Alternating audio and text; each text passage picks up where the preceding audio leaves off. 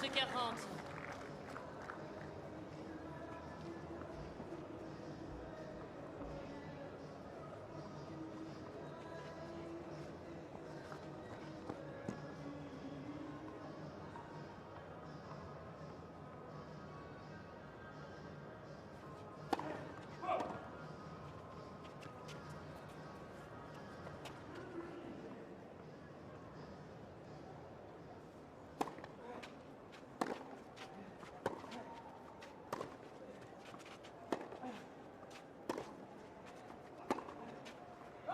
Jeu Cobolé. Cobolé mène 3 jeux à 0.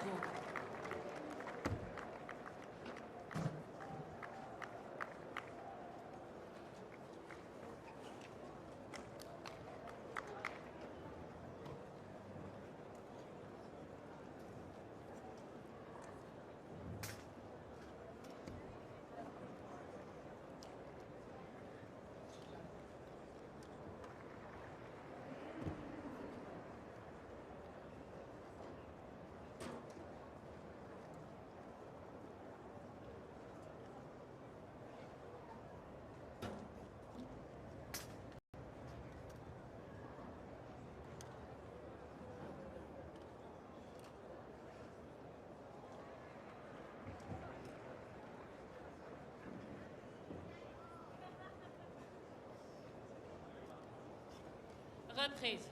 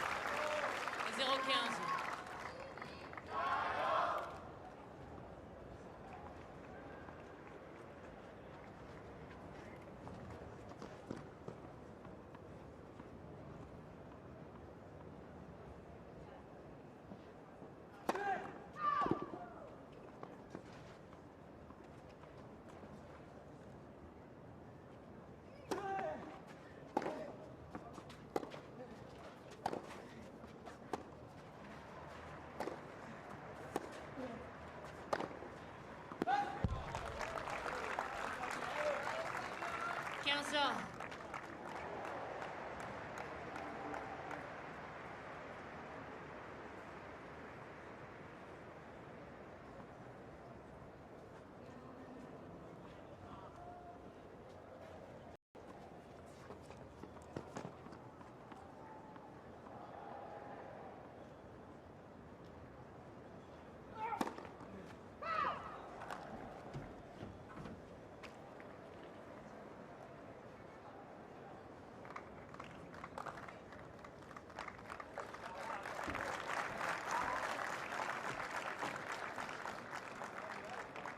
Trente 15.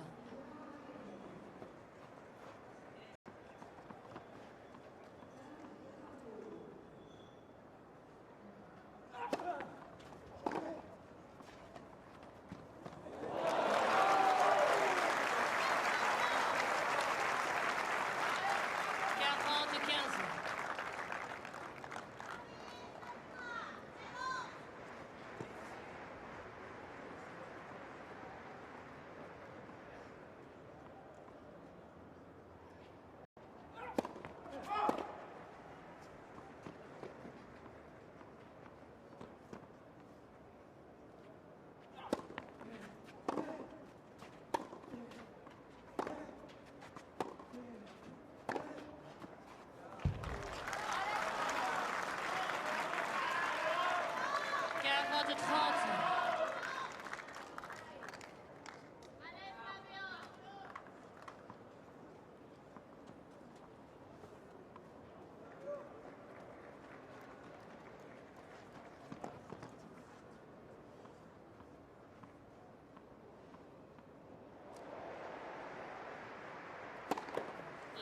premier service.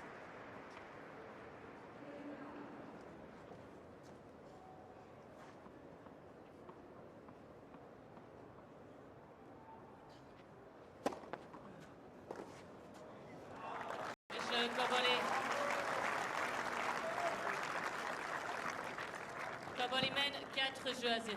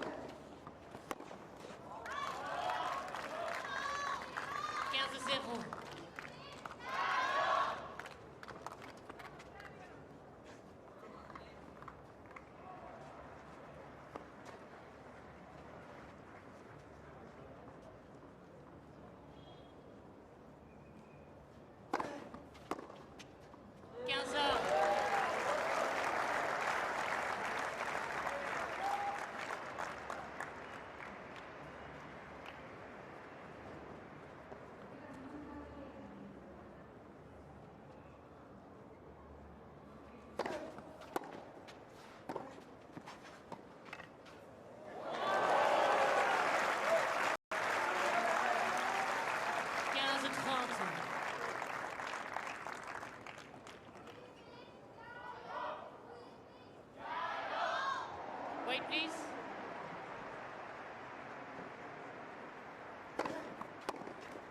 Trente.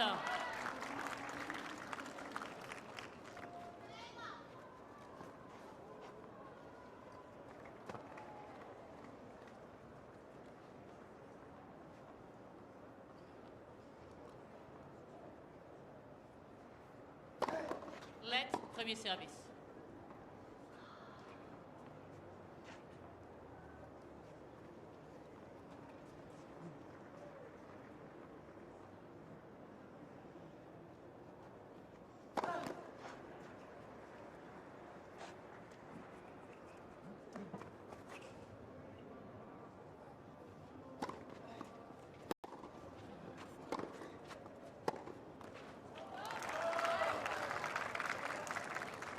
De 30.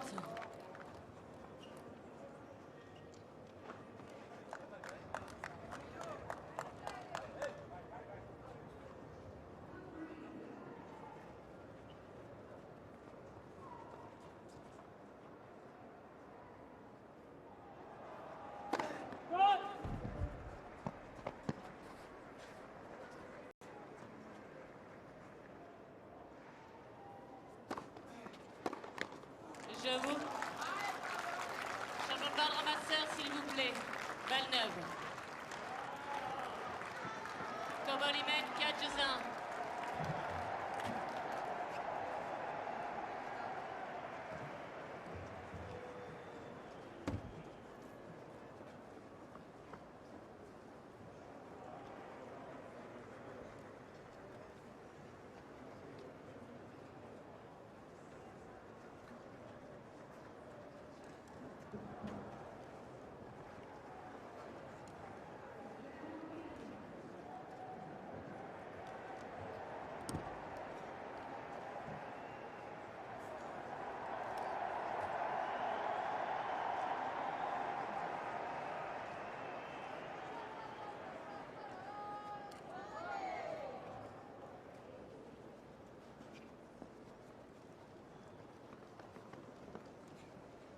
Reprise.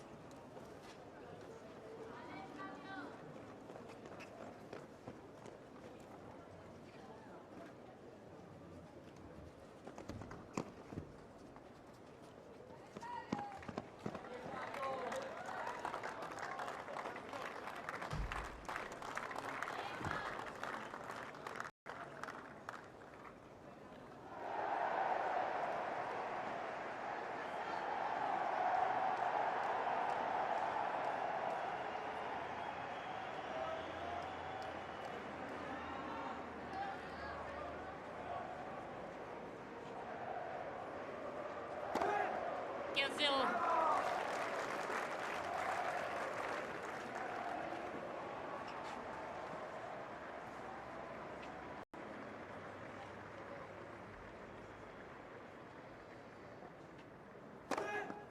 Zéro.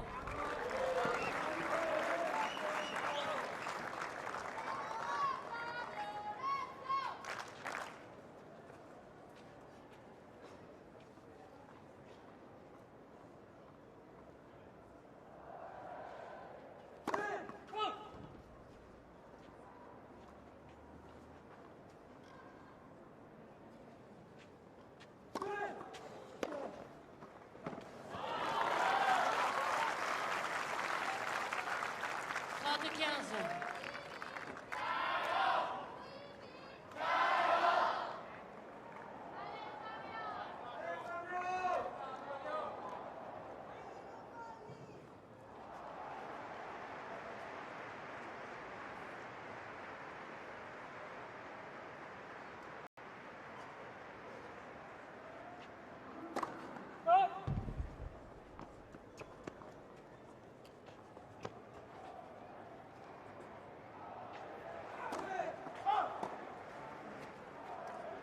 Trente.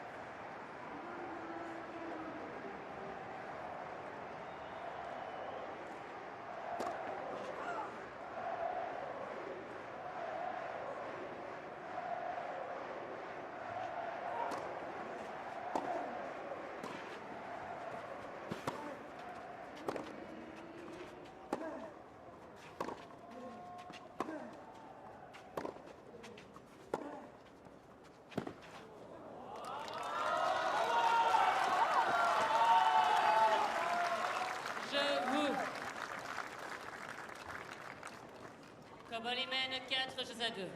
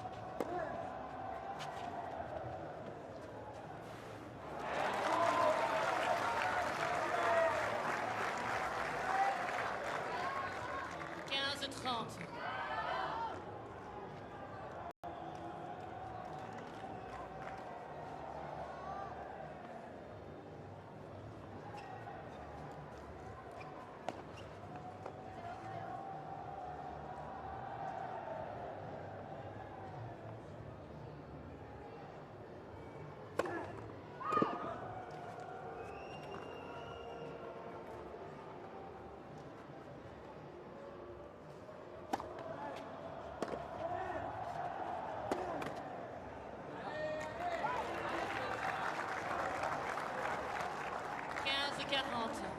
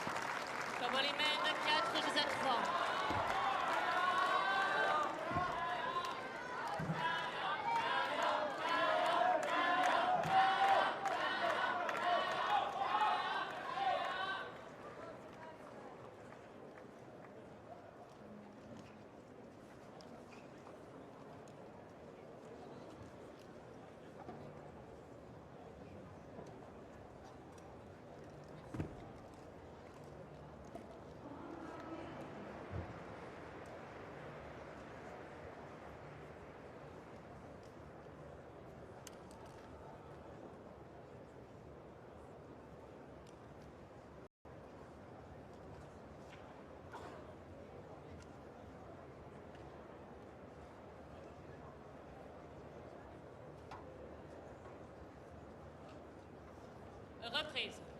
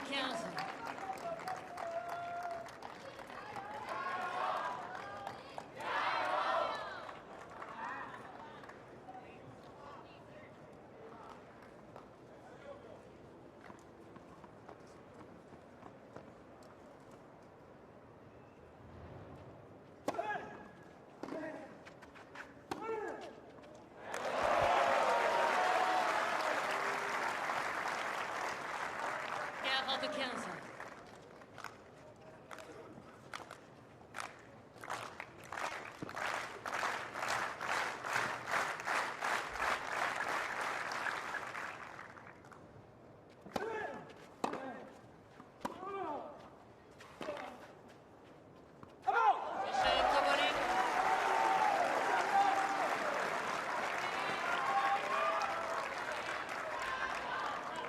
Koboli mène 5 jeux à 3.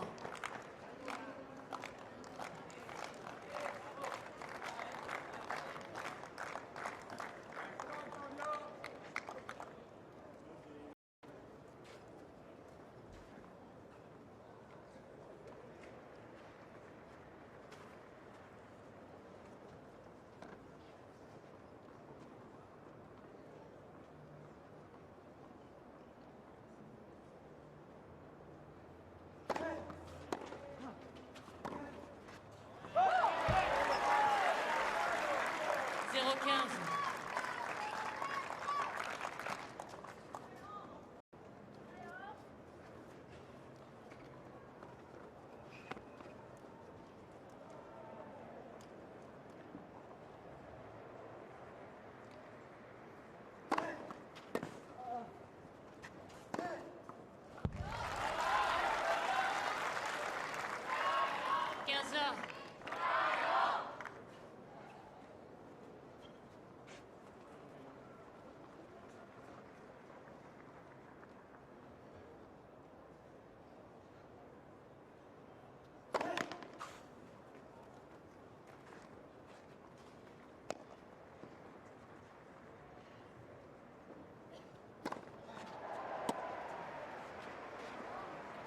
Trente 15.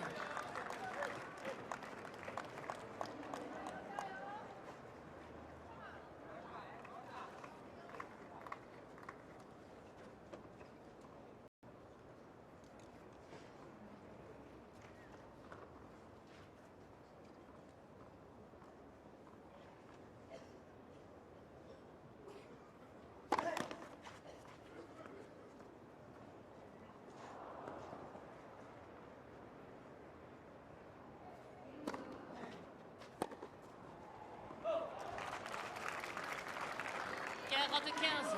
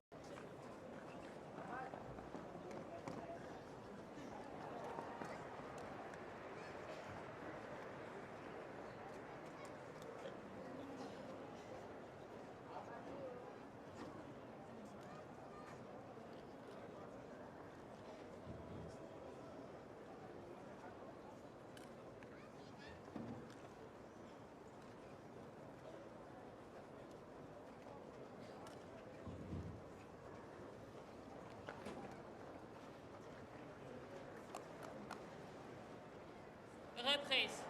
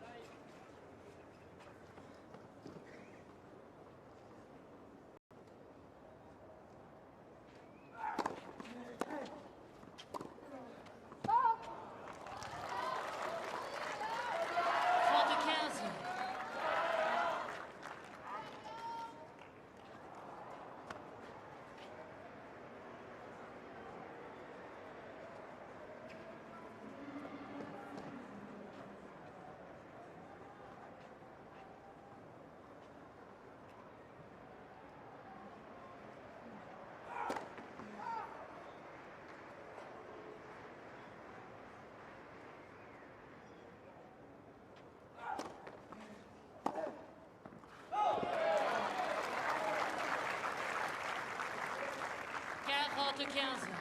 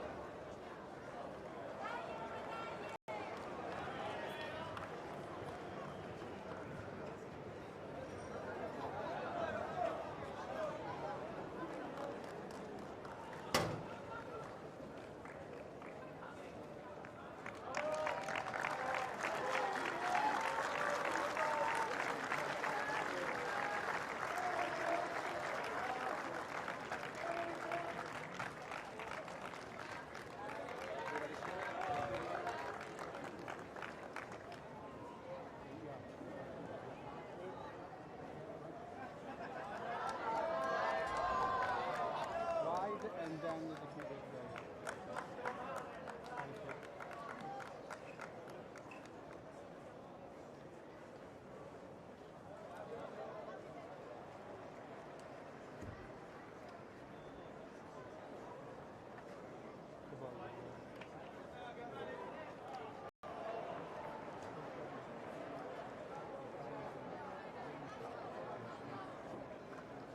Is it live or not? No, you need to sign that.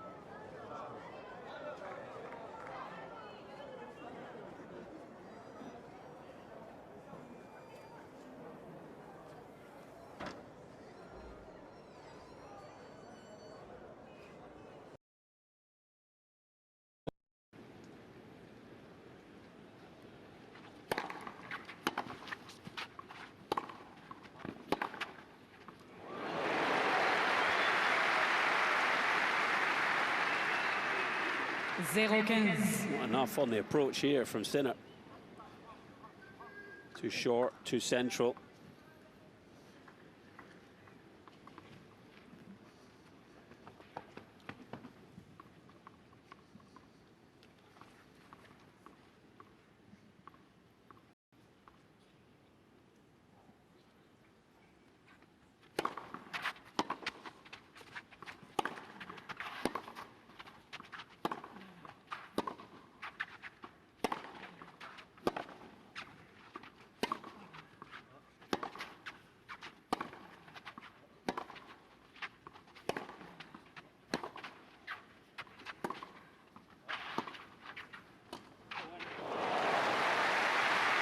Done it again.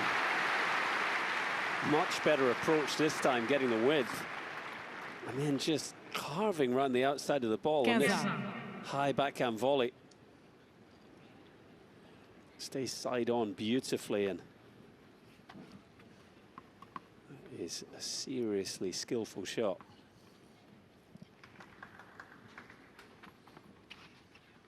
As if the ability to handle things from the baseline isn't enough, now that he's added the element of being so proficient coming forward. Makes things even that much more daunting when facing Jannik. I think one of the things that's helping him at the net now is he has a lot of clarity on which volley to play when. So when he sees that ball coming high to his backhand, there's no doubt in his mind which shot he's going for.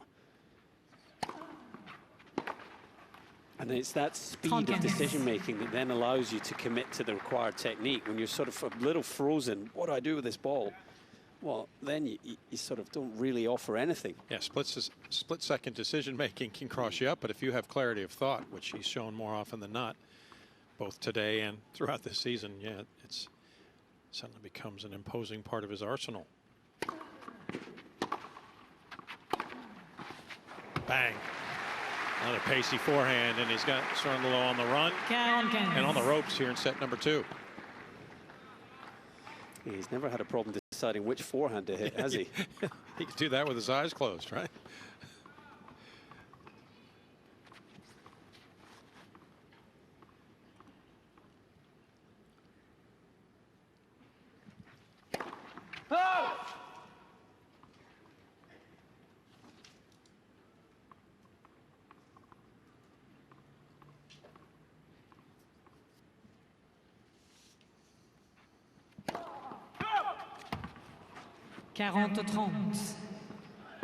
Continues to sprinkle in a double fault now and then.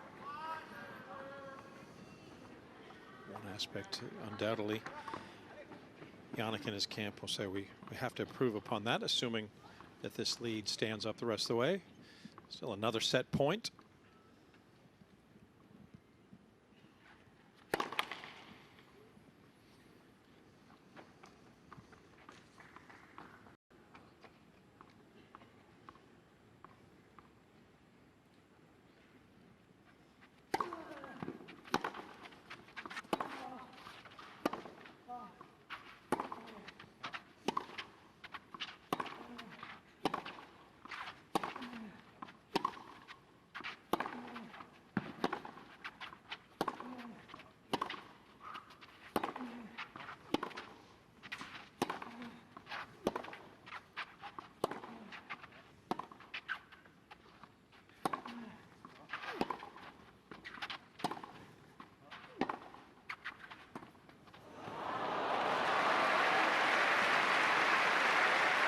Seriously physical point. Great effort from Sorndolo just to hang in and absorb the big hitting from Sinner. Well, remember, Sinelo needed that 21-shot rally to finish off the opening set, get it done. This is the longest rally of the match, exceeding that by 3. And what a credit to Sorndolo. And if he could play more points like that, you know, that would give him his best chance. It felt to me like Sinner ran out of steam. You know, tried to finish the point with a drop shot, wasn't that close to making it. 3 set points saved thus far by the Argentine as he tries to hang in. Avantage. That one trails away. Sinner just his 3rd ace of the day. And again, it's that energy conserving serve and volley. And it ends up being an ace, but he was following it in for the quick finish. Probably hit it even better than he initially thought he did. as it sails past, and he'll have a fourth try to garner the second set.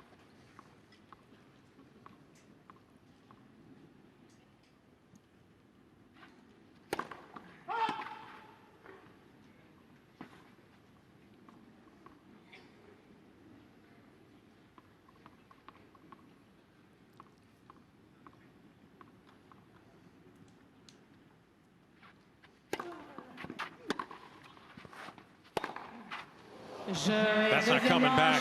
And set number 2 is done.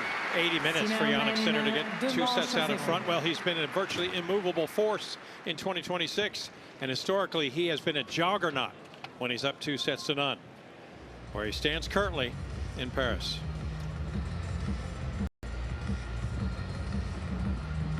Well, that wasn't going to be a 24-shot rally, was it? Cerundolo too short and central with the return, and Sinner 105 miles per hour with this inside-out forehand. That's how you put a set to bed. Bang. And he's managing this match just the way he'd like.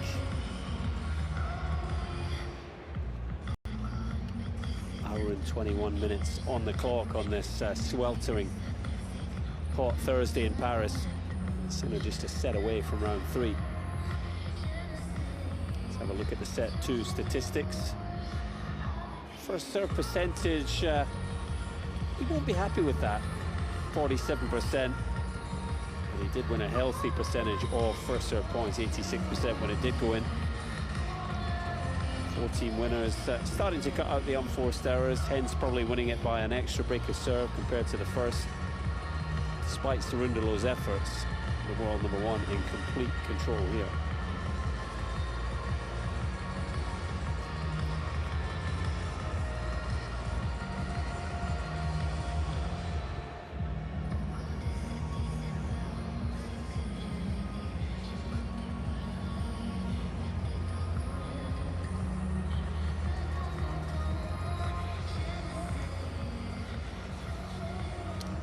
The man alone with his thoughts as his opponent has left the court. Cerundolo has taken what we imagine to be a comfort break as he's run off court for the moment. That has Jannik Sinner contemplating what lies ahead and what he hopes will be the final set as he seeks access to the round of 32. As we mentioned in this quarter of the draw, that is the world number 1 section. Landalutha and Kopriva will battle over on court number 9 a bit later. They're number 2 on that court, and the match prior to them has not finished. So Jannik won't know who he plays for quite some time. But let's talk a little bit about Jannik Sinner and the concerted effort he makes to be aggressive. Yeah, we talked about it, but at times this match has been attack against defense. Look at the shots played in attack by set here. 40% in set 1. That's about as high as you'll see, really. Cerundolo spending just 14% of the points in attack. He upped it slightly in set 2. Some bigger serving. Looking to hit big whenever he could, but still Sinner at 35% of points in attack. You know, he is in complete control of not just the scoreline here, but the way the points are being played. And he's so ruthless once he gets control of the point. You know, that final point of the second set, an example. It's just very, very hard to beat him if you can't hurt him with any regularity. Yeah, the question marks coming into this contest is how would Sinner, who played his opening round match at night, handle the daytime temperatures? There was the lingering question as to whether some blisters on his right foot that had to be addressed during his opening round match against Clement Tebeu. If that had have any impact, I would say no. There was nothing really wrong with the movement of Jannik whatsoever through the opening 80 minutes. And of course, there was that little discomfort he felt in his left hand early, but that seems to have been pushed past as well. So for Jannik, it's really him now, controlling the aggression, being able to control the tempo of this match, and in control. Yeah, overall. I feel like the left hand thing, maybe just clipping on the racket or something. Reprise.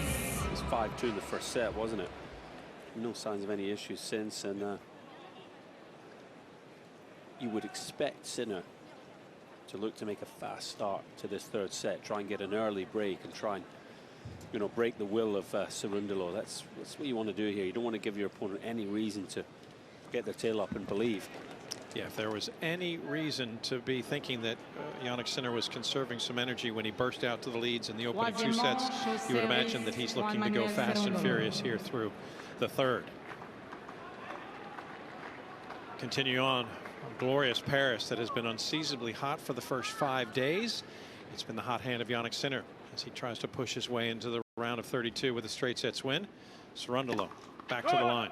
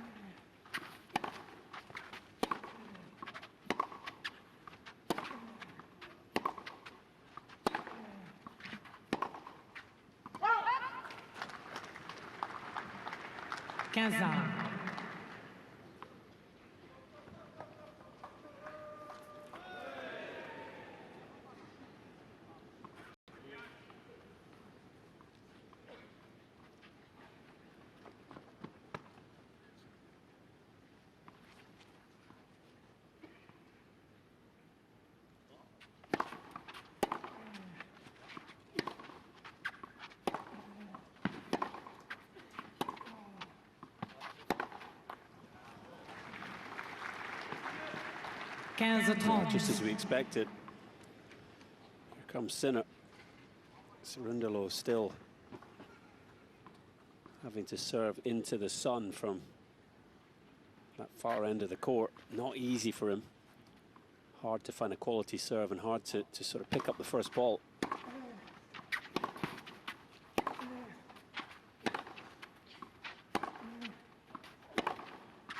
Brilliant strike.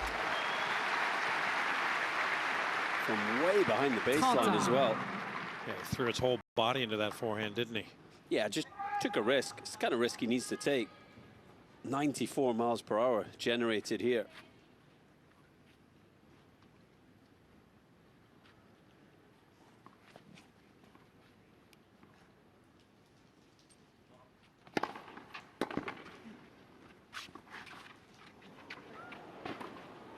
And gave it away a bit early. Cerundolo trying to get a sense of Sinner on the baseline. Thought he had an opening, but when that racket went back, Sinner burst forward before it even hit the strings. He's able to exploit that telegraphing from the Argentine, which leads to another break point. 3 of 6 today.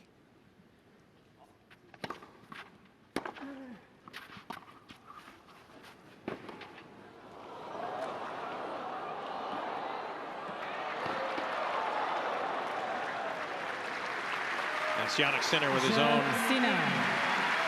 version of here, there, and everywhere.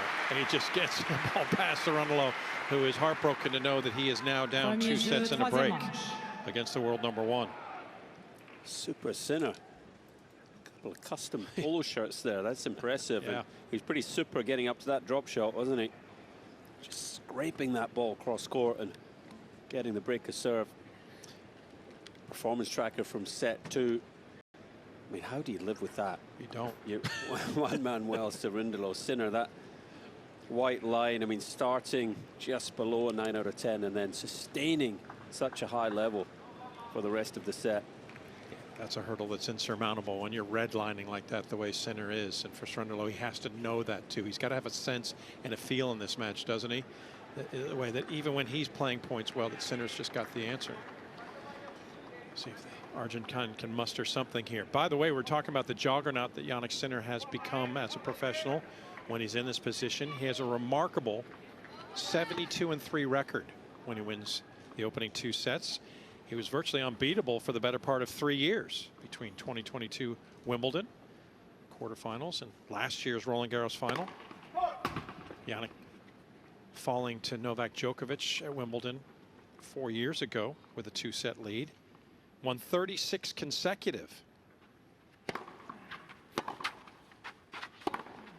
Until what many described, and I even think it's appropriate to say, Colin, was a heartbreaking loss last year here in Paris. Remember, up 2 sets on Carlos Alcaraz, 3 championship points. And yet, if you think about it being heartbreaking, it also seems to have galvanized Sinner. I mean, in the time since, he has been a one-man wrecking ball on the ATP Tour, including this dynamic start to 2026.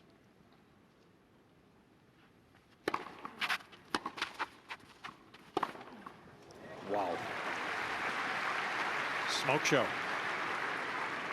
30-0. But do you subscribe to that, Colin, about the idea that might have been a galvanizing loss for Jannik? Well, you look at the fact that he was lifting the Wimbledon title, what, just 4 or 5 weeks later. I mean, it just speaks to the resilience for Sinner. I think speaks to how tight-knit the team are. What a great relationship they all have, you know, to lift it again after that heartbreaking loss. I think he had another key match in the story of his career here at Roland Garros.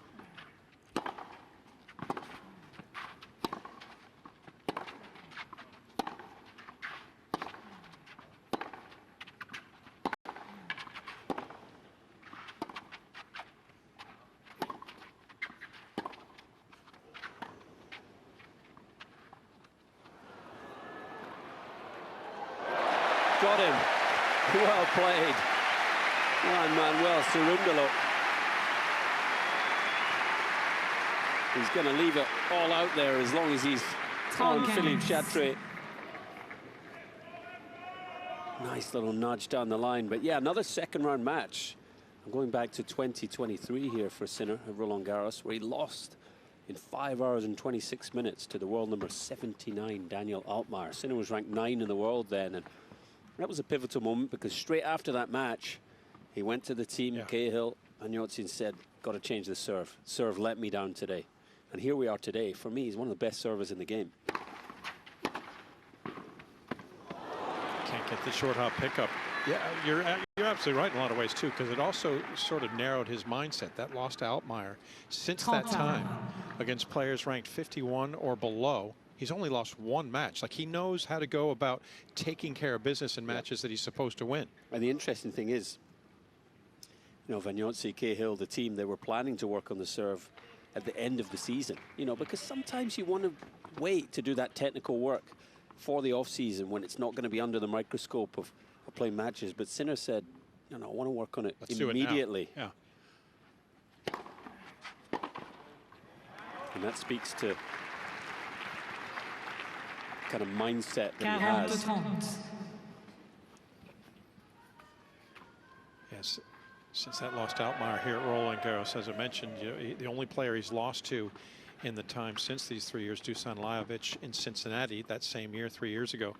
In the time since he lost to Lajovic, he's 59-0 against players ranked 51 or below.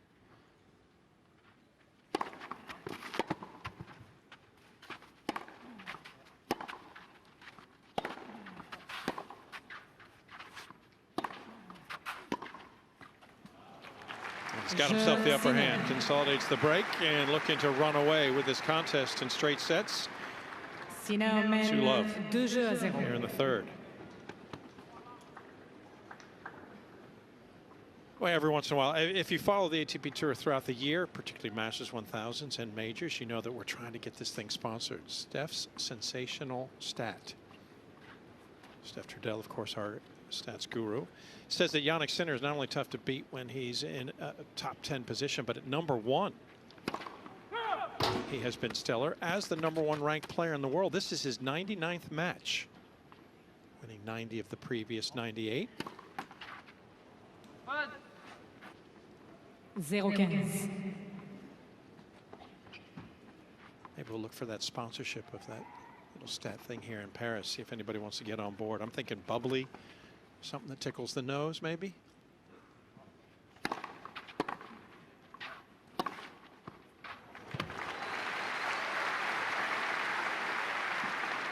It's a work in progress. It's looking like 91 out of 99, isn't it? Very much so. You know, hard to see Cerundolo Doing anything here to turn this one around.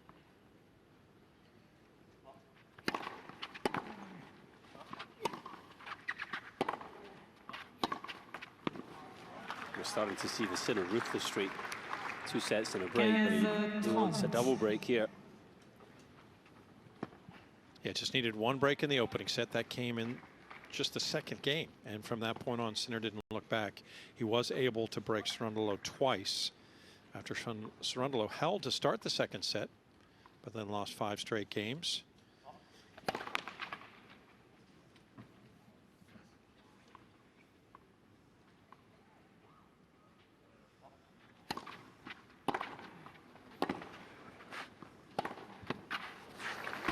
Yeah, this is becoming a runaway train. Cerundolo getting a heaping helping of hurt off the forehand of Sinner. Yeah, but the return was so effective, breaking the sideline to pull Cerundolo out of the court, and then it's just routine work for him, isn't it, to dispatch that forehand into the space.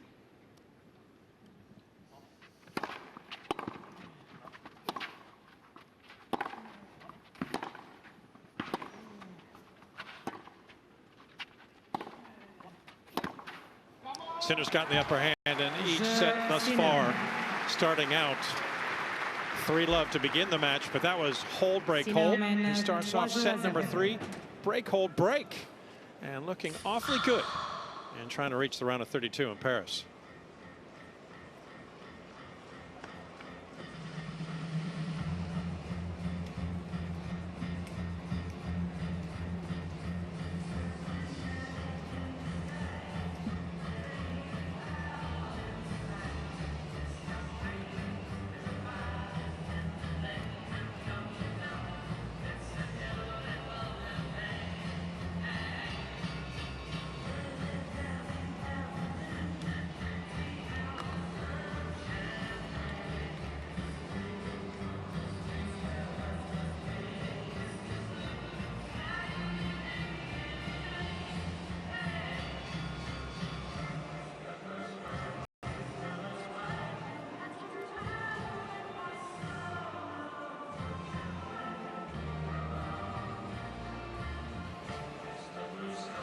Hello, please.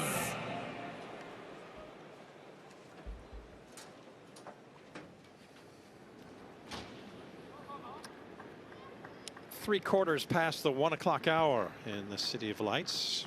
There's only 1 light on currently at this juncture, and that is the big golden orb overhead, but that is casting a lot of heat on Juan Manuel Cerundolo, who's having his problems now. Jannik Sinner says playtime is over. Perhaps looking to book himself a late lunch here in Paris. Give himself a nice little push here. We mentioned that as the #1 player in the world, this is 99th match, Sinner with a 90-8 record. Those 8 losses spread out amongst just 4 players.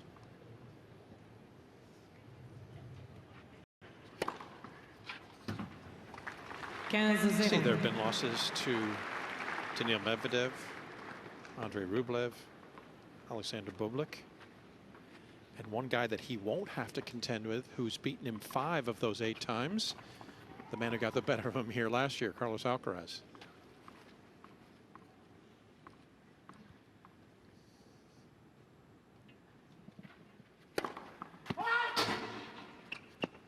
Yeah, the last 2 years, in fact, remember that semi-final, 2024. Alcaraz winning in 5 sets then as well, from 2 sets to 1 down.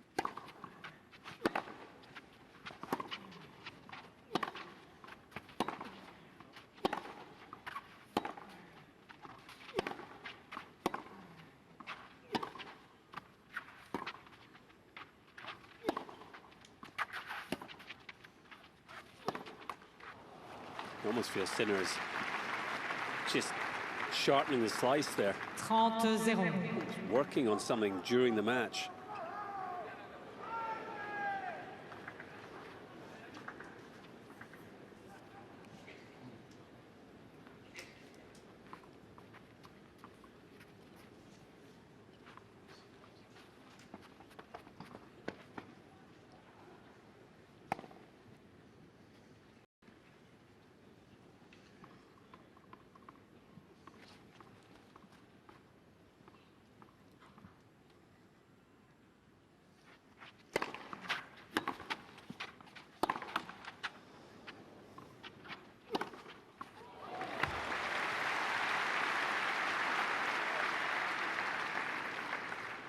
30-15.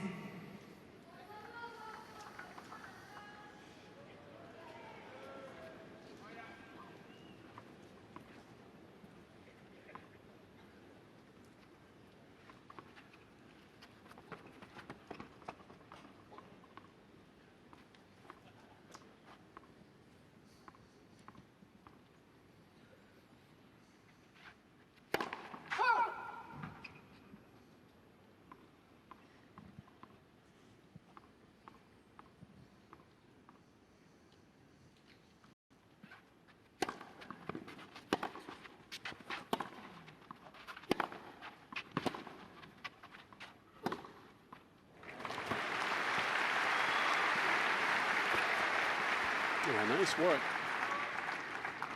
Sticking to the task. 30. Physically, he's so good, Cerundolo. Muscle upon muscle, very quick around the court, quick to get around the ball there. Good effort from the 24-year-old as well, not conceding this match. He wants to put up a fight, certainly wants to play for pride here, as he doesn't want to find himself blanked here in the final set.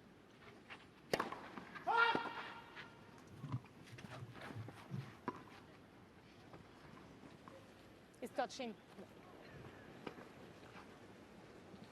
French chair umpire, Arlie Todt, coming down. She hasn't had to come down too Premier often. service. She's had some nice and quality overrules from her position. And once again, justified trip down. She confirms the call.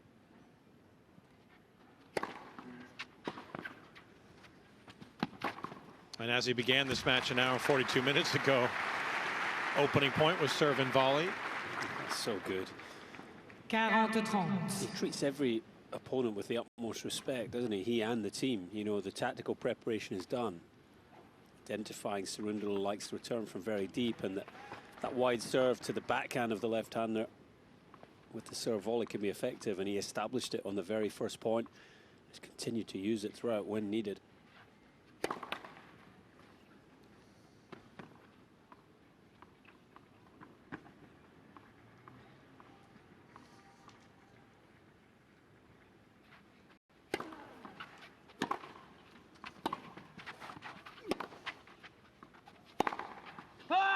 Ooh.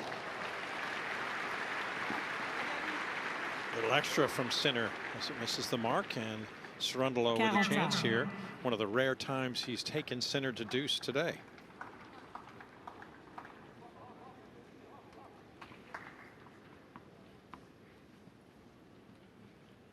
Jannik has been in impervious form since he began in his opening round. To this juncture, 23 of 23 from the line for the tournament, and has faced only one break point. Otherwise, was by Cerundolo the previous set. Back to the net goes Jannik. Just there for him whenever he wants it. Particularly because Cerundolo doesn't have a lot of pace on the ball, so Avantage Sinner. Sinner's able to get so close to the net and just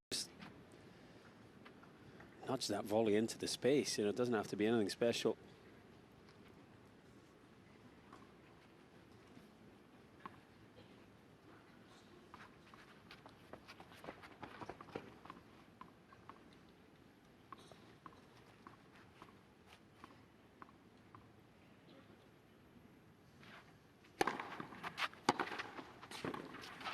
Come on, Jannik. Sinner. A little short hop volley on the serve, and volley finishes with panache as he has his hold for 4 love. Almost breaking out a smile there. I think he enjoyed that one. It was a good return, stretching wide for that forehand half volley, able just to keep the hands soft and nudge it cross court.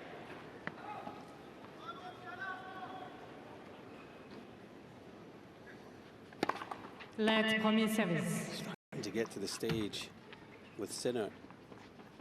Well, you ask the question, is there anything he can't do on the tennis court?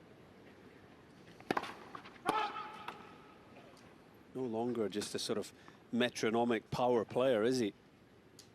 So much variety. Yeah, he didn't have that one, though. No. 15, Cerundolo, as 0. mentioned, you know, this is a pride moment now for the Argentine, playing in his 74th career tour level match. If you're curious, tennis fan, as to whether he suffered a number of bagel sets in his career, the answer is no. It's been very few. He's only twice been blanked, 15. but both times coming on clay. Carvalhais Baena got the better of him in 2020 in San Diego, 2 in love, and hasn't lost a scoreless set in 3 years since Cordoba. And hoping now that he can avoid that pitfall here.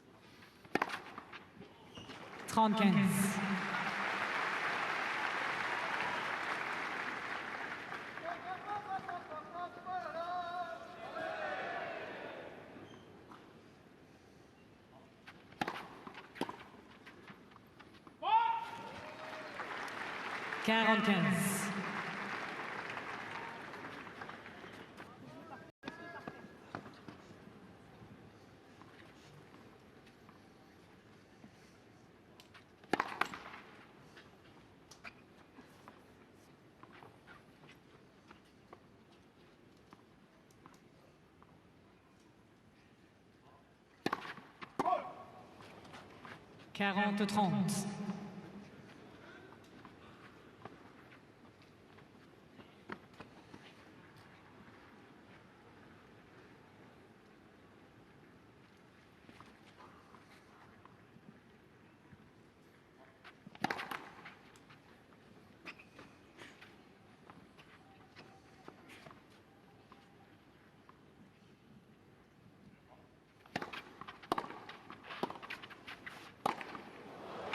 Sinner not content to let this game slip away. Double fault didn't help from Cerundolo, but that was Jannik taking control. It didn't help, but Sinner's having some fun now. This is some Roger Federer stuff here. Just charging on the second serve return and almost a slam dunk finish.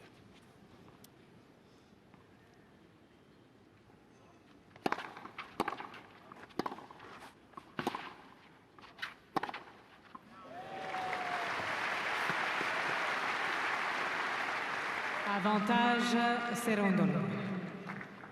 Puffing of the cheeks, a little sigh of relief from Cerundolo. Got the shot he wanted, able to execute. And may just be able to salvage this 5th game.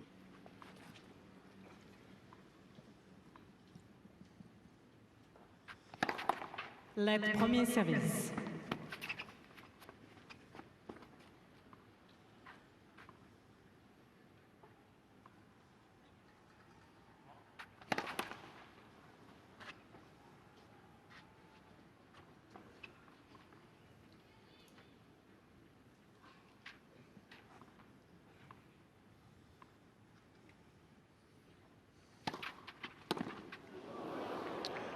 Juan Manuel Cerundolo has his prideful moment. There won't be a bagel served on shot 3. It may be a baguette, but he at least has access to the scoreboard in the 3rd in a match that has been dominated by Jannik Sinner. World number 1, 2 games away from round 3.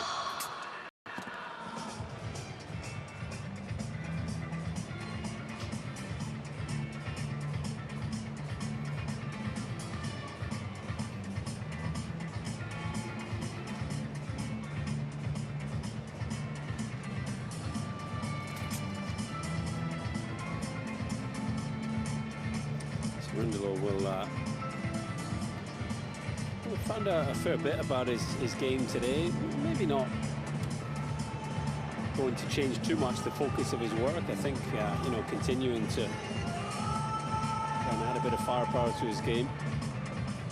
But he has shown at times the serve and the forehand can do some damage. Wouldn't be surprised to see him in the top 50 at some stage in this 2026 season. Forehand has been sensational as always from Sinner. 19 winners on that wing.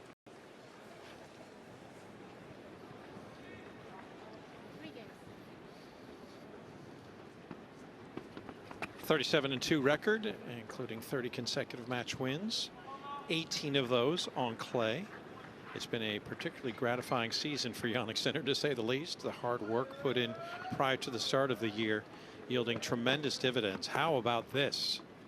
5 Masters 1000 events played this year. 1 champion. The man in vision currently serving 4-1 third set.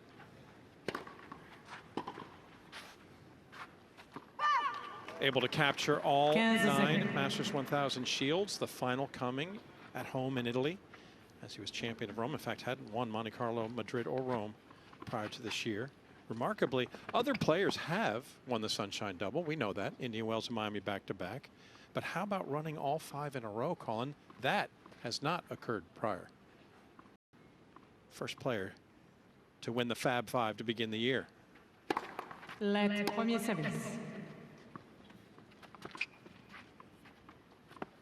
Just wonder if he could end up doing the calendar sweep of the Masters. Yeah, why not? Well, I mean, it seemed at the start of every season it would be unthinkable, surely, at that level, you know, to win all of them. But even just from a physical standpoint, right? I mean, it's arduous to go through 1 or 2. I do think the extended Masters 1000 events now make it slightly more doable. For example, that Madrid-Rome combo.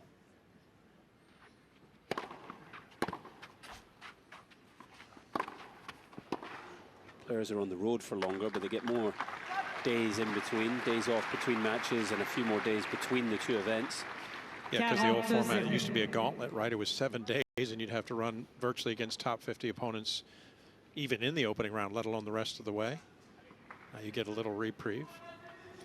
But there's no doubt that his #1 goal this year lies right here in Paris. Yeah.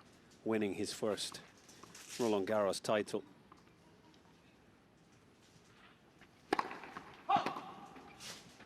Yeah, 100%. And the disappointment of those 3 championship points last year sticks with him as motivation. Any days that he starts to wobble, he just reminds himself.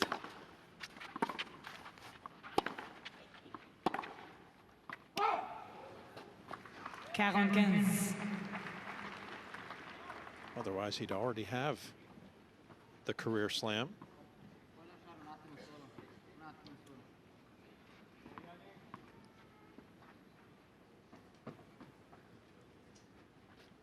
Shaking out the leg there, a little bit of chat with the team. Maybe he's just feeling something here.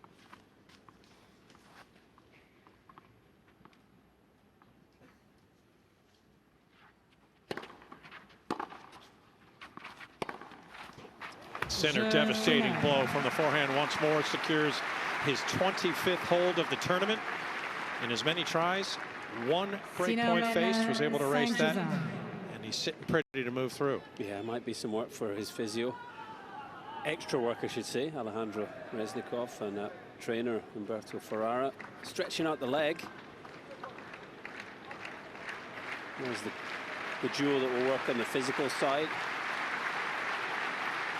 Hour and 53 on the clock.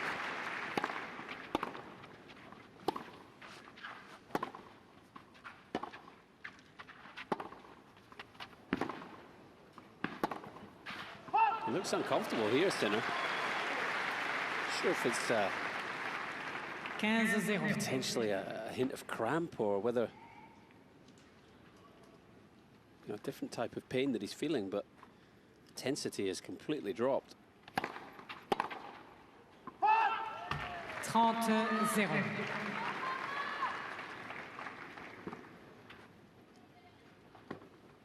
Can you believe it? 2 sets and 4-1 serving. Match almost done, and seems to be struggling with something physically now.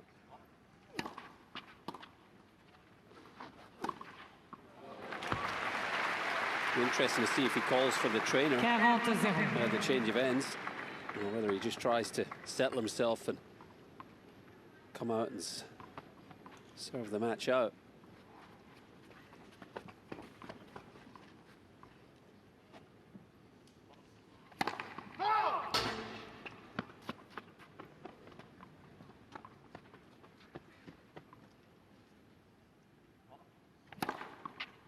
Cerundolo.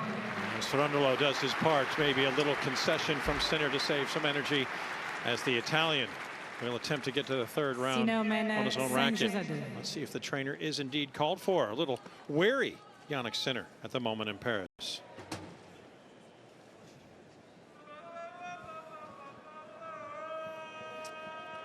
No, it doesn't seem to be asking for any kind of assistance. Ice towel on. A little bit of a rub on that right quad.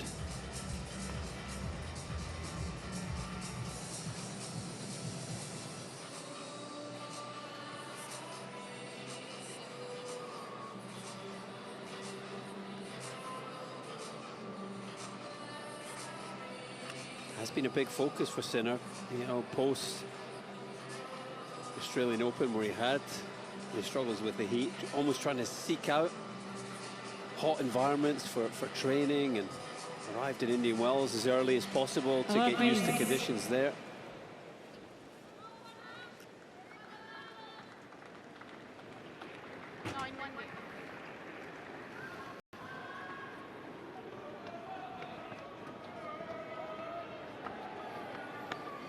Little self-care for Jannik Sinner to see if he can get himself through. It almost looks a bit as if he's trying to stagger across the finish line, but that's all relative to what has been a superb performance today.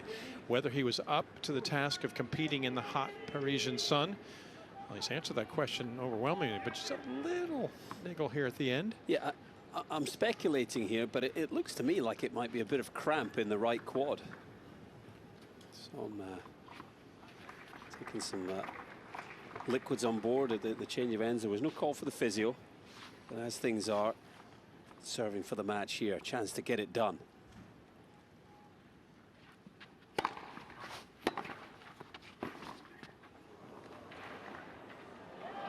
the delicate touch was there, but didn't catch Cerundolo off guard this time. The Argentine on his horse.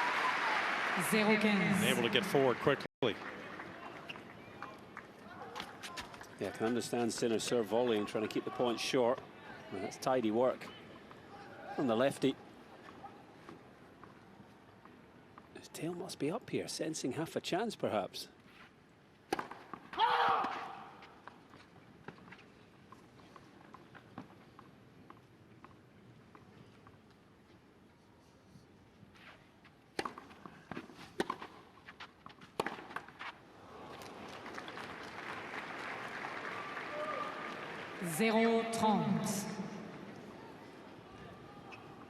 And that little bit of vulnerability from Sinner affords Cerundolo his first real opportunity to get in early into a Sinner service game.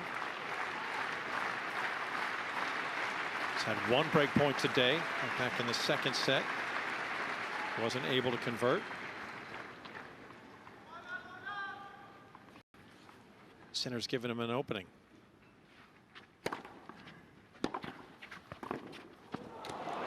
It'll be a big one at that. This is incredible. 0-40.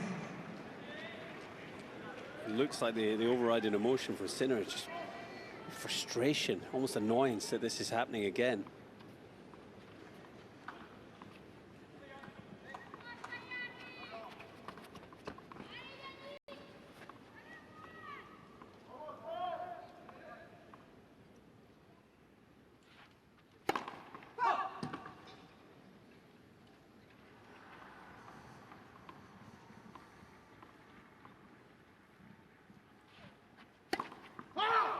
Oh, and Sinner, the architect of his first break.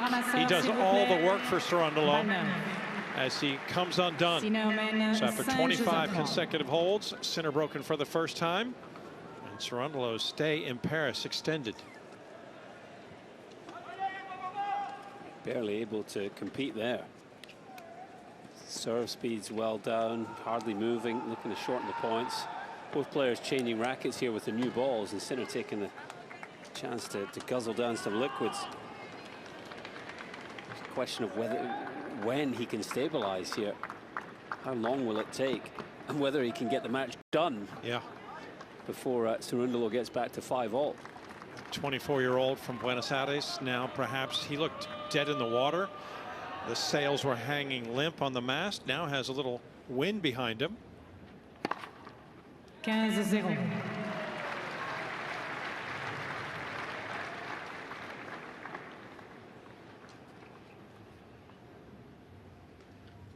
Turnaround has been considerable now.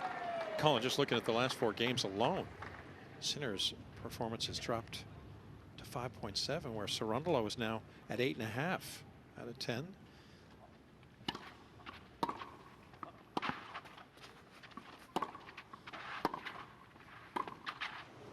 Yeah, well, I mean, he can barely move. No surprise the level has really dropped. 30-0. I think just on the verge of cramping in the legs.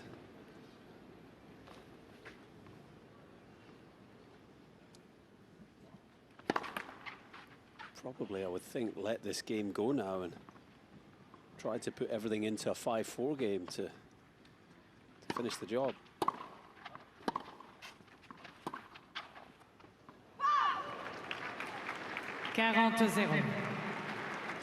Well, this does give a lot of hope to the rest of the draw, doesn't it? Particularly Landaluce or Capriva, whoever comes through that second round match to play Sinner in round 3 on Saturday, when it's forecast to still be as hot as it is today. Yeah, temperature due to drop from Sunday. Yeah, they'll get underway on court number 9 in just a little bit, but yeah, they'll be hoping that this is going to leave some wear and tear. And Sinner does seem to concede the game, put a couple of balls in play, but the 2-hour and 2-minute mark, he'll have another chance to try to finish it. Will he take bold steps across the finish line, or will he be able to limp to victory? We'll find out when he stands up next in Paris.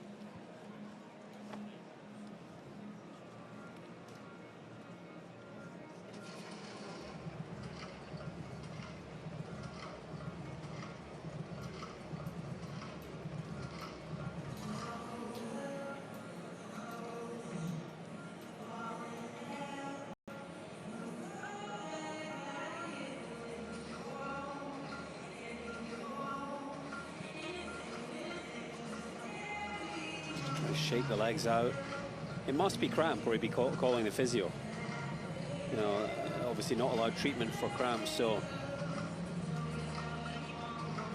he's trying to manage it himself.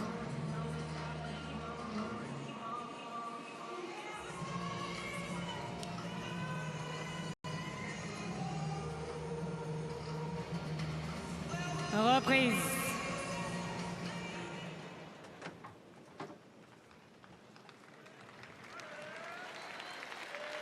First hour and 55 minutes of this second round match. So a little microcosm of what Jannik Sinner's been able to do all year. He was in a domineering presence, was in total control of his game and this match. But over the last 5-10 minutes, suddenly he's looked more vulnerable and no longer indestructible. He does have the chance to wrap it up, get himself off the court and cooled off, but can he hold for a second time? He steps the line serving for the match.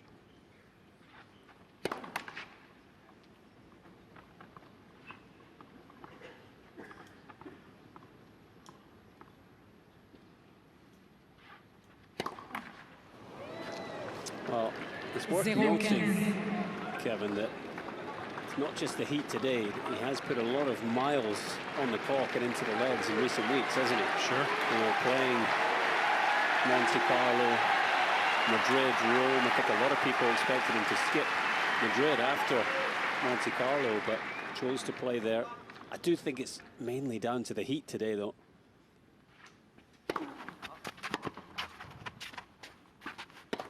Oh, wow.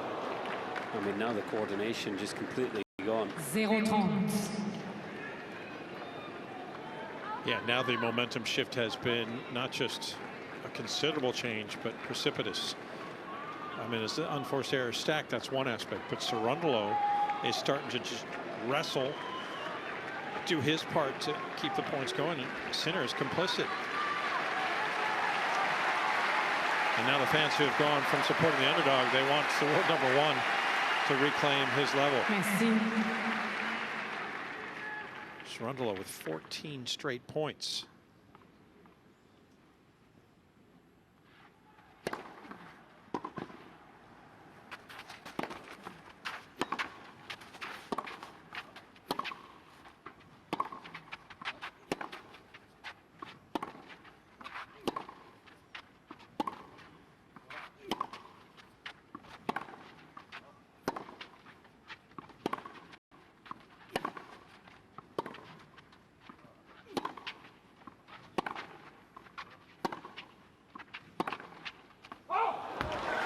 this is where Cerundolo's game style is actually now perfect, because he has a very high rally tolerance. He's comfortable keeping the ball in play, moves well to extend the points.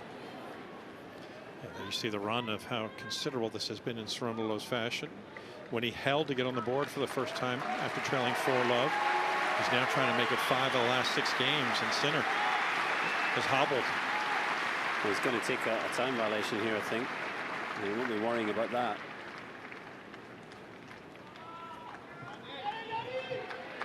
Trying to allow himself some time to recover.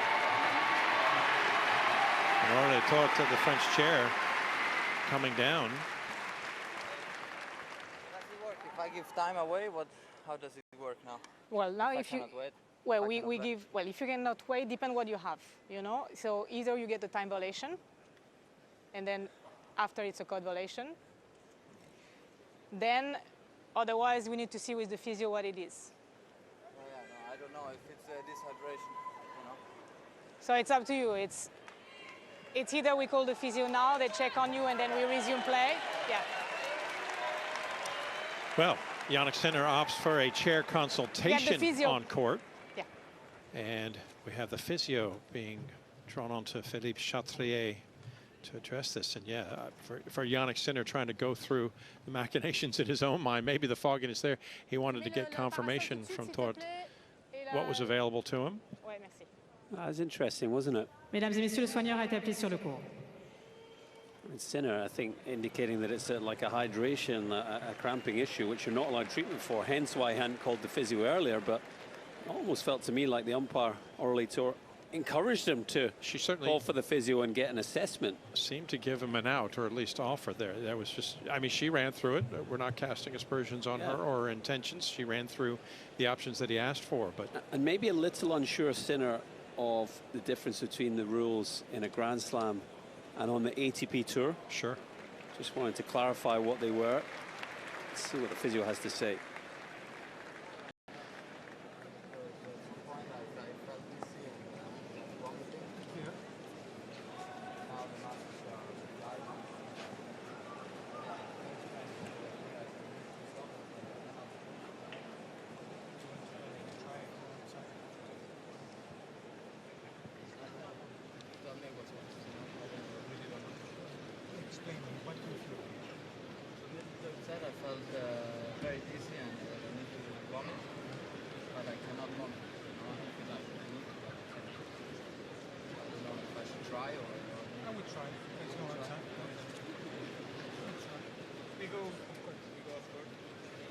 Which channel are you on? Pause Langlen or what? Pause Langlen. Sounds like he's going off court to try and vomit. Said he's been feeling dizzy, like he needs to vomit, but he can't, so they're going off court to try. Physio thinks that's the best plan. Remarkable. Self-induced treatment. I mean, that sounds like kind of, Mesdames et he's messieurs, overheated, Yannick heat Sinner stroke to me, sort du dizziness, terrain nausea. pour une évaluation médicale off court. Merci. So the medical timeout announced by Aurélie Tort. And for Cerundolo now, he has to just kind of wait this out, and wise to get up and move. Doesn't want to sit down and just sort of fall into a malaise. Needs to continue to keep himself loose and moving, as this is sort of a strange occurrence. I don't believe I've ever seen an actual chair umpire consultation on a court like that. Yeah, the other one. Well, people might be remembering that third round match at the Australian Open when Sinner took an extended medical timeout off the court and came back and seemingly was feeling a lot better. So he's going to get a period here to, sounds like, try and vomit and feel better. But he's still in the game, isn't he? He's still serving for the match. It might be love 40, but this is intriguing.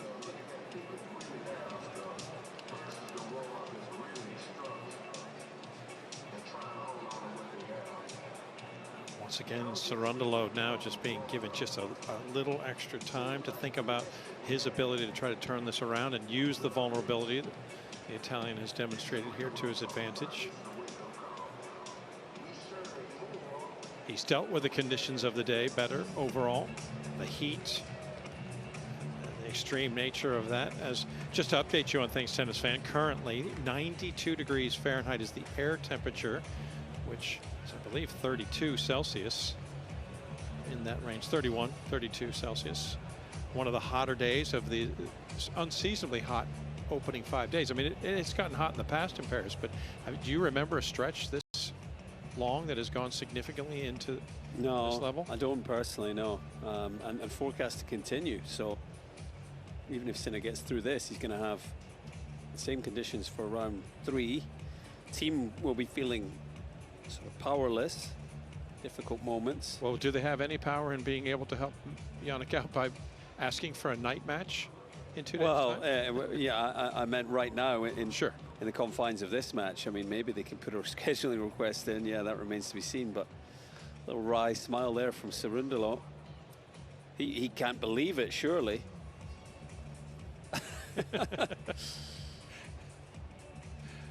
Sebastian Prieto, his coach there. I mean, the body language said it all, didn't it? You know, play long points, extend everything, run him. And he's got the perfect game to do that.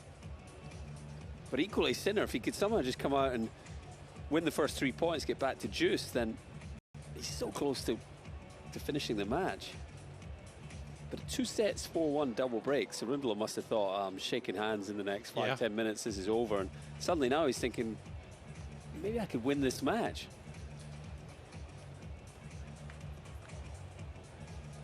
Broken twice to start, falls behind 4-love, finally gets some joy by holding to end that slide, and then suddenly things start to come undone.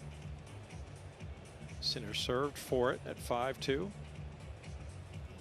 Didn't win a single point.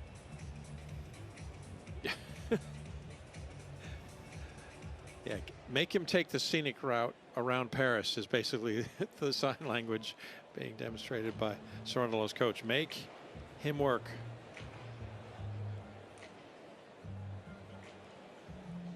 And now it's a waiting game for Cerundolo just to find out when his opponent will return to the court.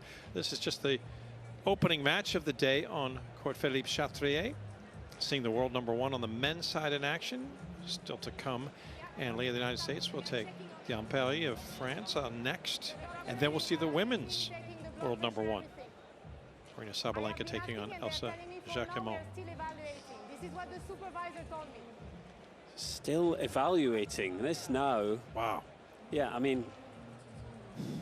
Well, this is now we're at 6 minutes since play stopped, and it's a 3-minute medical timeout if they get through the evaluation, but they haven't concluded the evaluation. But I thought the evaluation happened on the court. You know, if he's feeling dizzy and like he needs to be sick, but he can't. Okay, let's go off the court and try to be sick. Surely that's end of evaluation, and the medical timeout starts. I mean, now Cerundolo has a case here. I mean, this should be. Yeah, now this break is getting so long. And to think that it's still evaluating, so it could still take 3 minutes, surely not. Well, here comes Sinner. He's returning to the court now, but yeah, it has been, we're coming up now on 7 minutes since the last ball was struck to get to love 40.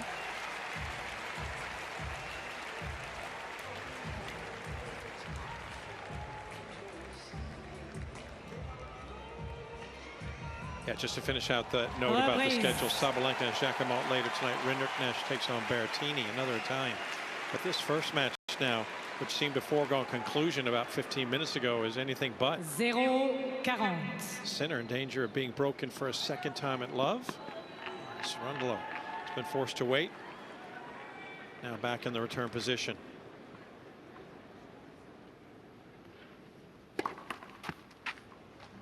First serve didn't look much better.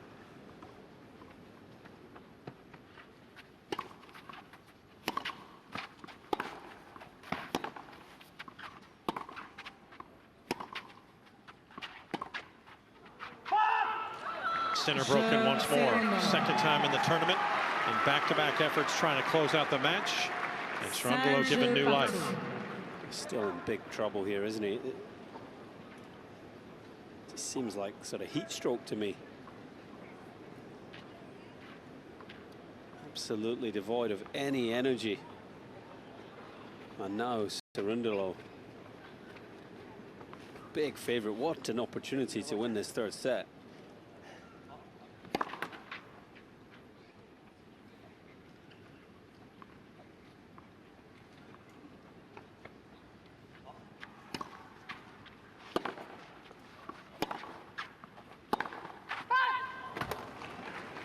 15-0.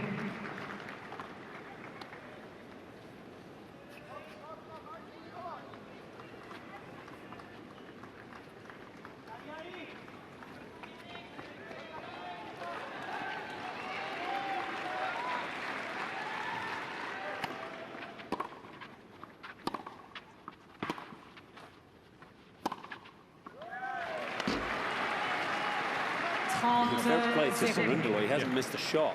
Yep. He's absolutely doing the right thing.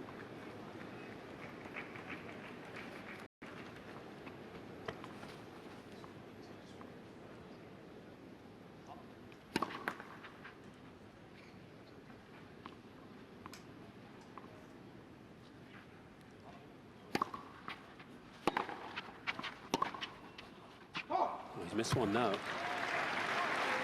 That runs, or the run of 18 consecutive points for Juan Manuel comes to an end, but he's still in a commanding position. But his coach imploring him to keep making him move, keep making him work.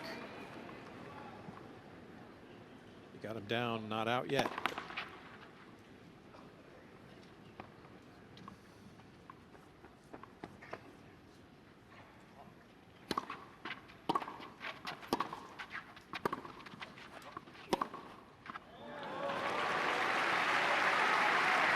I really like the way Cerundolo's actually still going for his shots, not just rolling the ball in, because the danger then is that it gives Sinner a chance to just go for that sort of one big hit to finish a point.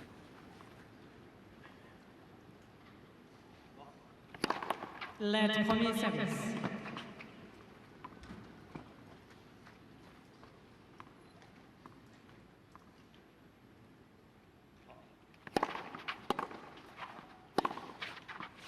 And Cerundolo makes it 5 consecutive games, coming back from 5-1 down.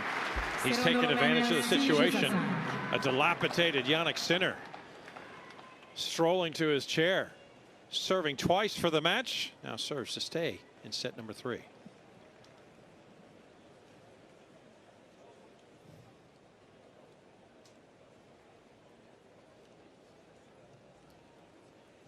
Fizio back on court.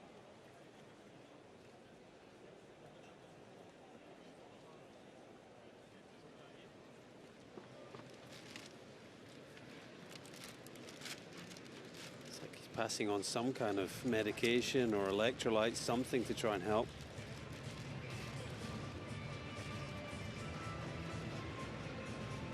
Just trying to cool the body down as much as anything.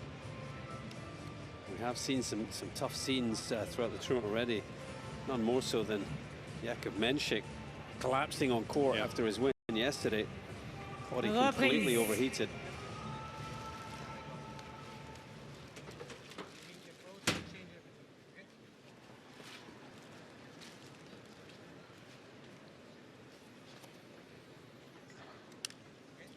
Well, the ability to understand the body and what it needs in moments of crisis, such as overheating or cramping.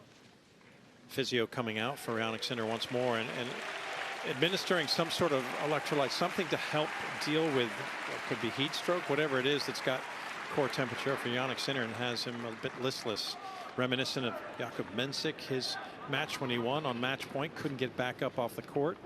Casper Ruud conceded the 4th set of his match against Roman Safulin at love as he was trying to buy some time, ultimately winning in 5 sets. Sinner might have given away a couple of games here just to allow himself some time to regroup physically. He's off to a decent start, hadn't shown a whole lot of movement. The 2-hour and 20-minute mark starts off with a rush towards the net as he looks to hold for a tiebreak.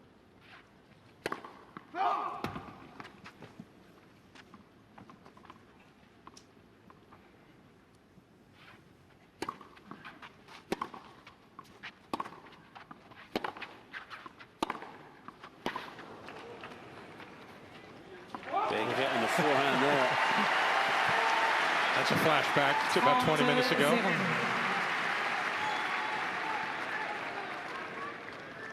You know, we don't know how this is going to play out. You know, often players get a second win at some stage, but in many ways, Sinner's best chance of winning might be in this set still. He's still so close to the finish line.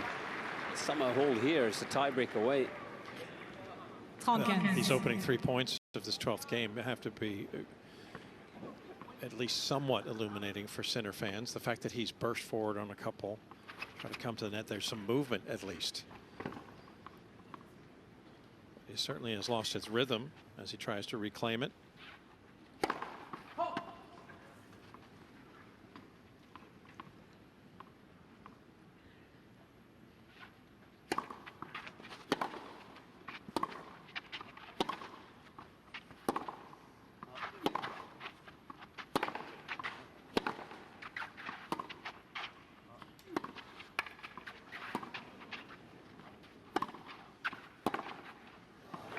Well, they won the point, but what an illustration of how Cerundolo just does not want to come forward. Well, yeah, but also an illustration of any kind of extended rally, and Sinner is in real trouble. Legs almost giving away at the end there.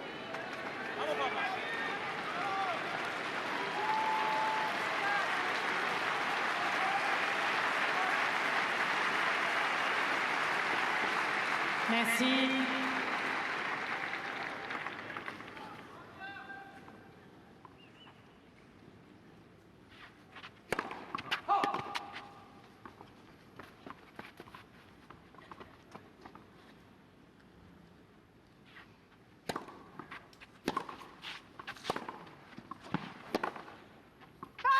Correction was good. Oh, this is a big call coming now. It's a bad miss if it is wide. Yeah, it's good, Janine. It's caught the line. That is devastating news for Sinner. Let will be played. Replay the point. 30.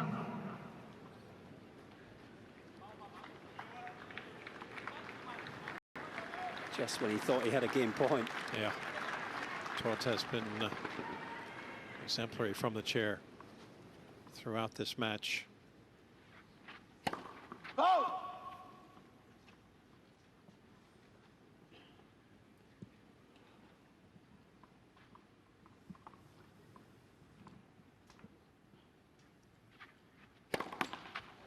Yeah, he just tried to go for the second serve ace. 30-40. Didn't want to play any kind of rally. Sinner was 5-1 up. Who'd have thought at that stage that Cerundolo would have a set point, but here we are.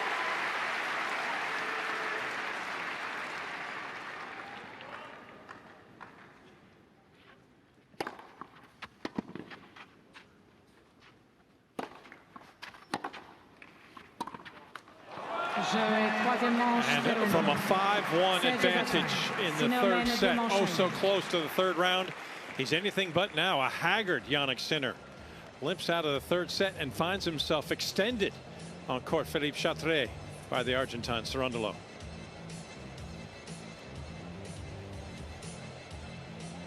Remarkable. I mean, we were a game, maybe two, from never finding anything out about the Sinner's struggles in the heat, because he was so close to winning the match, but now he's in real trouble. Can leave the court again, take a bag of ice with him, change of attire. So he's going to buy himself another probably 6 or 7 minutes here.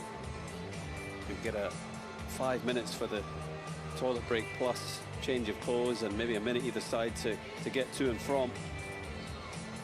And he needs to try and cool himself down and find a second win, because at the moment he is nowhere physically. Credit Cerundolo. I thought he managed this situation perfectly. Just working the ball, minimizing the errors, elongating the points, and he looks as strong as ever. Could we have an upset on our hands here? Quite possibly.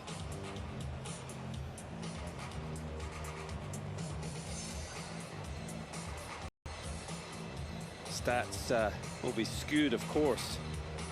Set of two halves, really. Sinner 5-1 up, and then lost the next 6 games.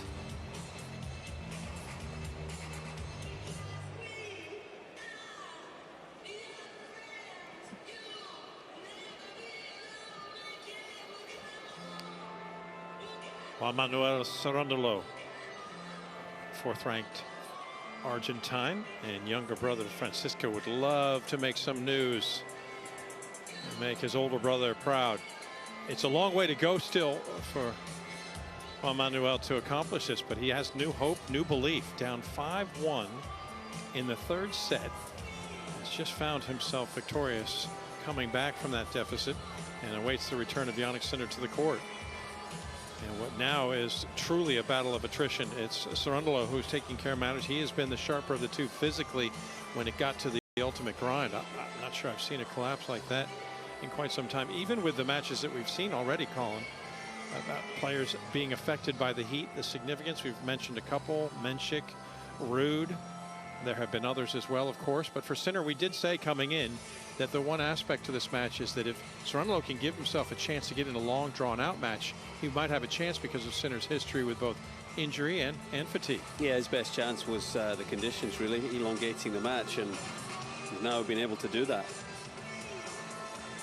Points in attack, complete flip now that Sinner is struggling. Marco Trungeliti, another player yesterday, the Argentine, over on Suzanne Longlen against Karen Khachanov. He completely disappeared physically from the start of the 3rd at 1-set-all, and he did get a second win. Casper Ruud was able to recover and get across the line. Menchik won his match before collapsing, so this isn't over for Sinner, but it's a question of when he can start to feel better and raise his level again. You know, what will the score be at that stage? Will we be in a 5th? Will he be able to do it in this 4th set? It's a fascinating watch from here. In this quarter of the draw that, of course, belongs to the world #1, Jannik Sinner. We do know that the winner of this match will move through to the 3rd round to face either Landaluce of Spain or Kopriva. They have just stepped onto court 9. 19 minutes into the opening set, Kopriva up an early break 3-1 on the talented team from España. While we have moments, we will keep you updated on that match, but just early doors, and probably both players, as they were taking the court on court 9, probably have no idea. They probably were walking on the court when it was 2-0 and 5-1 in favor of Sinner, and suddenly they'll get the news later that Sinner, well, we'll see what transpires the rest of the way, and if the Italian can find a way to hold on. Cerundolo had to endure an 8-minute break in the 3rd set when Sinner was allowed to leave the court for a medical timeout. And now he's forced to wait once again before he can get back to action in set 4.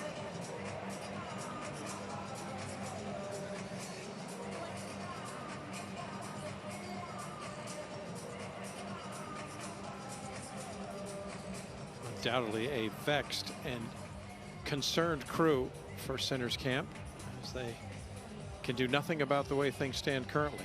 No, not at this stage. Obviously, discussing what they can do, if anything. You know, maybe preparation of some drinks, but you know, he seems to have everything in that regard. They've got to look at how they prevent this from happening, and if it does happen, try and minimize the duration. I think the reality is that everyone reacts differently in the heat. You know, we're looking at Cerundolo here. You know, obviously he is in peak physical condition, but you can't say Sinner's unfit, can you? I mean, the guy is so strong physically. You know, he's got developing to do in that area, but I just think it's actually his makeup, you know, his physiology, that he seems to overheat more. Obviously, his pale skin, you know, whether that's a factor. Cerundolo going up in Argentina, maybe more used to a day like this, out on the clay, grinding away. Whatever it is, Sinner, no doubt, struggles in the heat.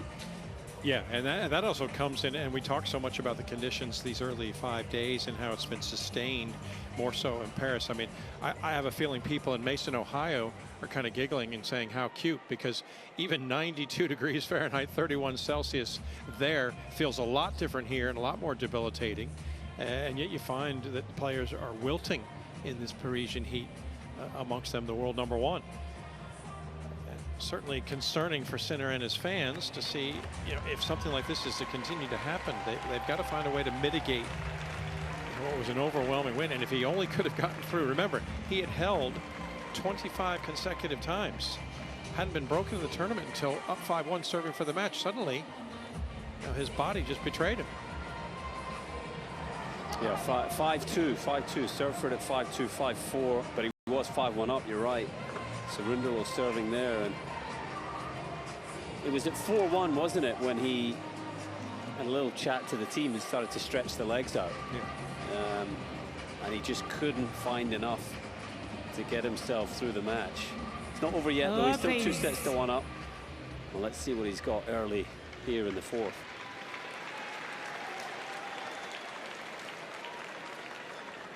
So as the 4th set will begin at the 2.5-hour mark, it will be Yannick Sinner who will see how he can test the body, get himself going, as it will for the 3rd consecutive set. Be the Argentine serving first with new hope and new belief.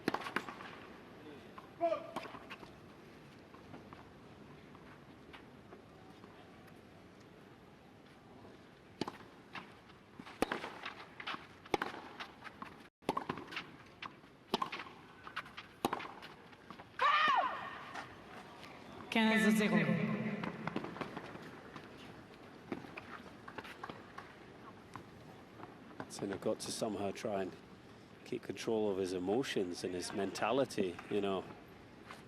It's so easy to become completely negative now. Having always been able to touch the finish line at 5-1 in the 3rd, it's now so far away, isn't it? It's got to feel like it's suddenly, yeah, within a touch to somebody extended the goalpost, moved it way off the field, move it to the other side of Paris.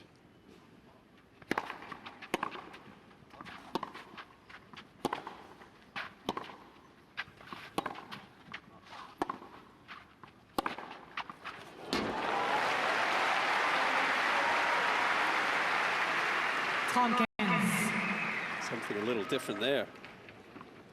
It's the kind of forehands we were seeing for most of the match. Yeah, and imagine Sinner's not going to want to get embroiled in long rallies. It's going to forget the ground and pound. Just pull the trigger and fire early.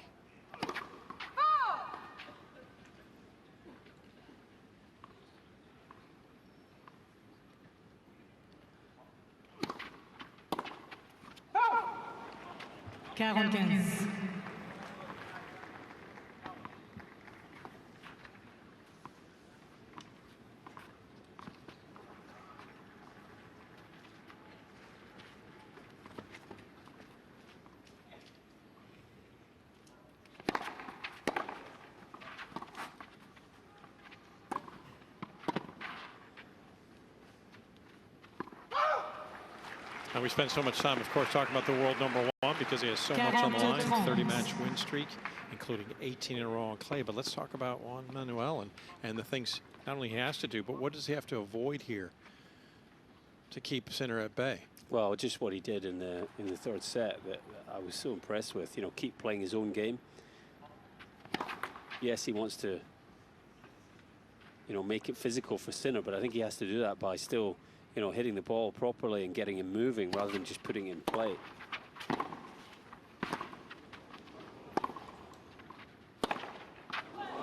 Oh, Sinner goes bold and ends up being beautiful. He takes Cerundolo to deuce. He's already shown in this game, Sinner still has the ability to hit clean winners. Seems to be improving physically already. 98 miles per hour there with a cross-court forehand winner.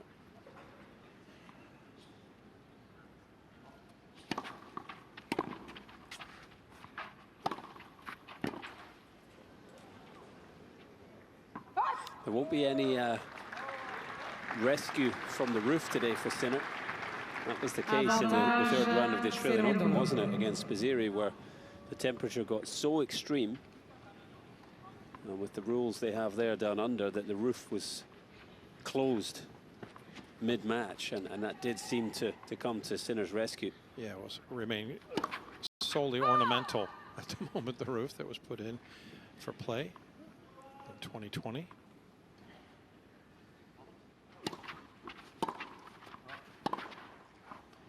It does provide shade for fans at the north end Premier jeu, Will quatrième not manche. offer any solace from the sun for Sinner or Cerundolo on court, as the Argentine has his hold to begin the fourth.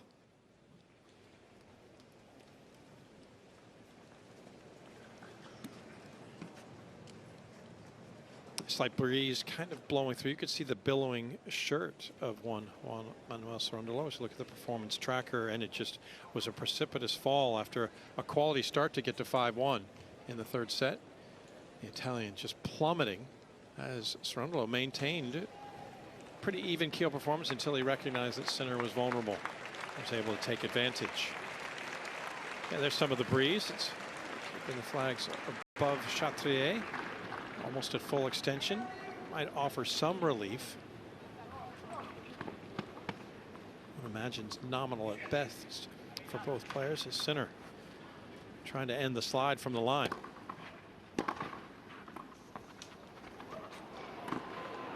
Oh, yes. How about that for court coverage? 0-15. Just getting ready to praise the deft touch from Sinner. Cerundolo so quick across the ground and probably benefiting from being left-handed here, able to whip this one with his forehand. And that's got to hurt for Sinner.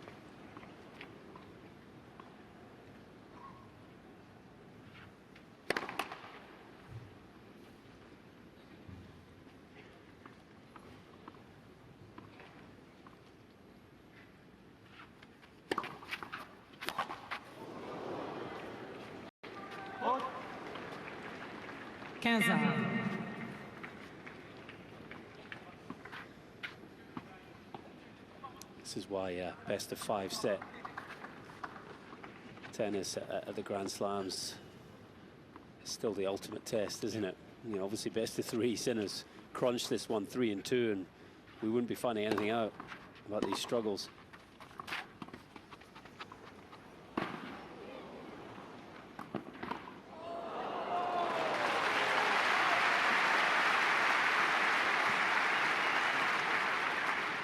Yeah, you bring up a good point because it's so difficult to keep. You can get a set off a top player, and you might be able to shock them in 2 or even in a 3-set format. But 5 sets, the duration really separates contenders from pretenders. But there is the added extra element of the longer you're out there, the more you could become susceptible to something like this. You know, some people are opining maybe a bad piece of chicken was the best chance pre-match meal for Sinner to fall, or if the match went too long in the heat.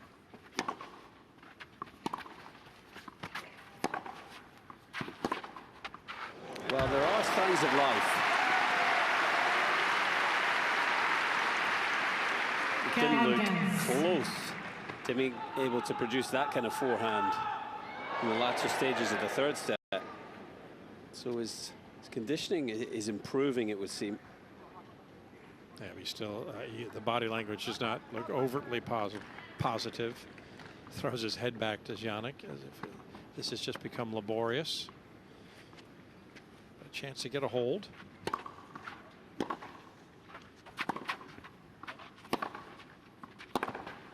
Well, and that might have been a venting of frustration as much as anything. That winner sailed. Through a fastball, and it finds its spot, and Sinner broken twice in a row. His first 2 times being broken in Paris. Well, that comes to an end for the moment as he seeks shade at 1-all.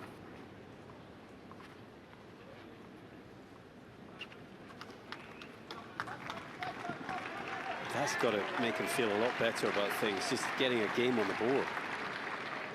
Feeling like he's somewhat back in the match.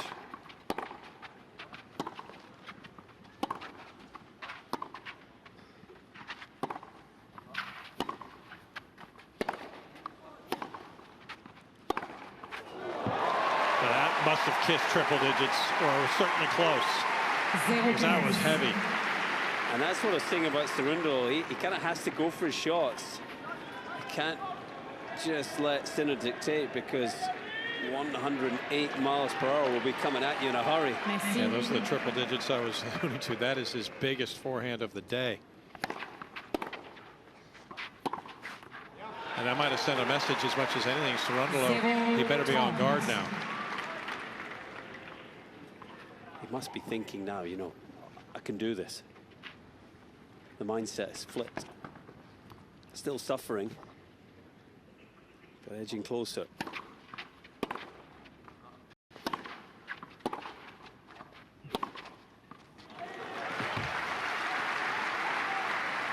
15-30. JMC doing his job. He's got to pick those moments. He's got to find openings and continue to exploit those. Sinner again doubled over, propping himself up with his racket, hand on knee. Each point, such an arduous physical test for the Italian.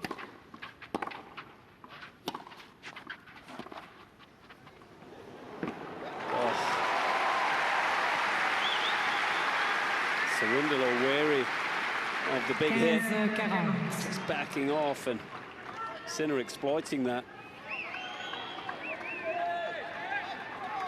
I have to say, I didn't see this coming when we started the fourth. Sinner having a chance to move ahead by a break this soon.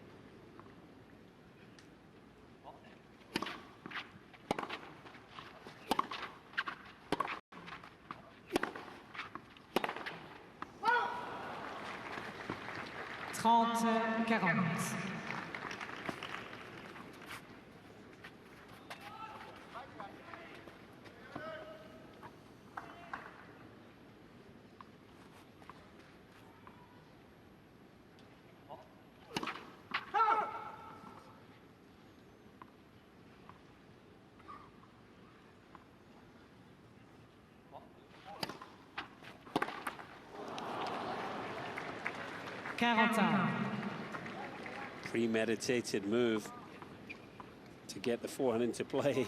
Wanted the clean winner.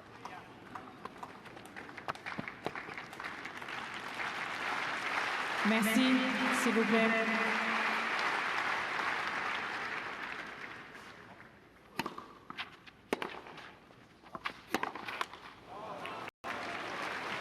Avantage, Sinner. Sinner at 50% on conversions of break points today. This will be his 11th try, seeking a 6th break.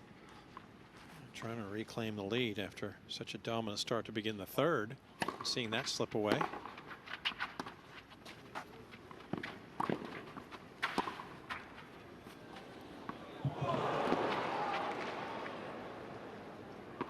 What a shot he's found there, Cerundolo. Can't believe he played the drop shot, really, just inviting Sinner in, but he has survived with a brilliant lob.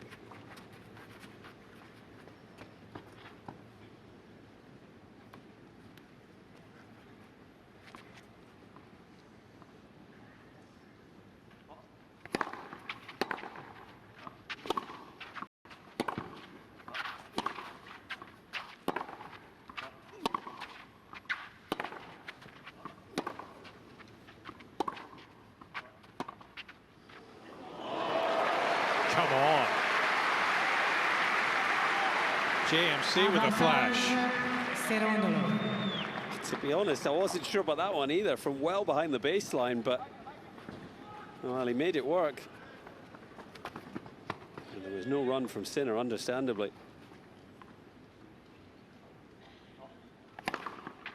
And Cerundolo does his part. And a good effort, saving 3 break points to reclaim the lead. The start of set number 4 in a match that was in hand for Jannik Sinner has become more of a test. No, sorry, it's the umbrella. They put my drink in the sun.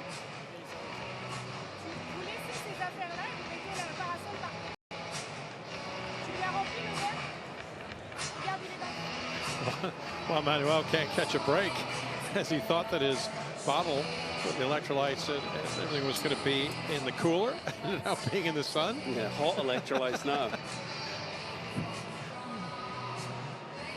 Continue to try his hand against the world number 1.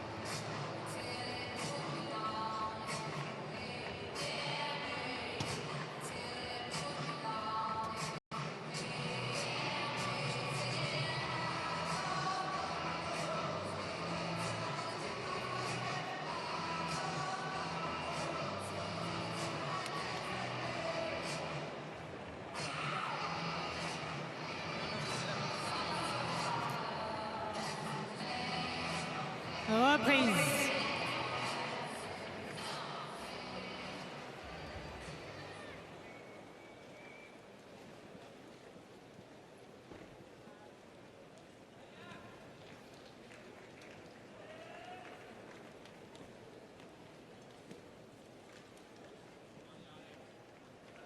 Well, we're not quite to the hot time summer in the city yet, because of course the first day of summer in the Northern Hemisphere this year is not until June 21st, but you can't tell that to Jannik Sinner.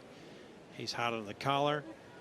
His body seems to have been overheating through the last 30 to 40 minutes, and he's certainly feeling all of the conditions on this hot Parisian day. Now in a tussle in a match that was certainly heading his direction early.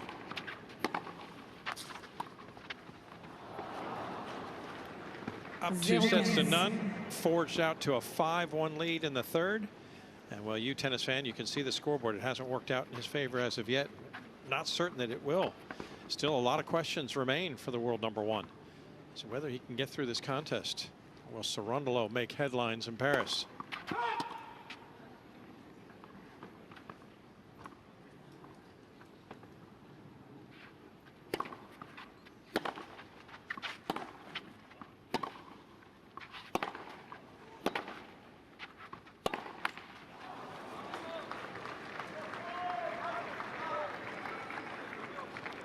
Zéro 30.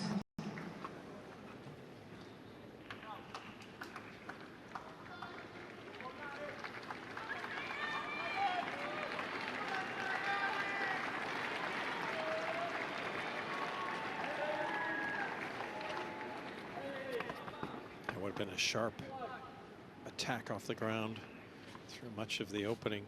Well, almost a full bit of 3 sets for Sinner has gone wayward. Nice mix there.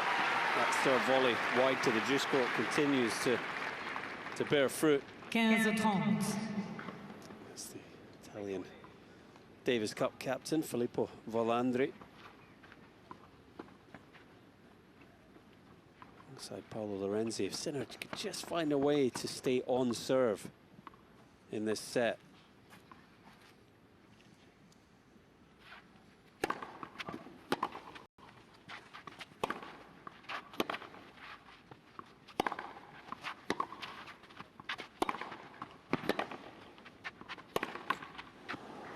We're really just trying to be as close or if possible level in the score for when you hopefully do find that second win physically. Yep.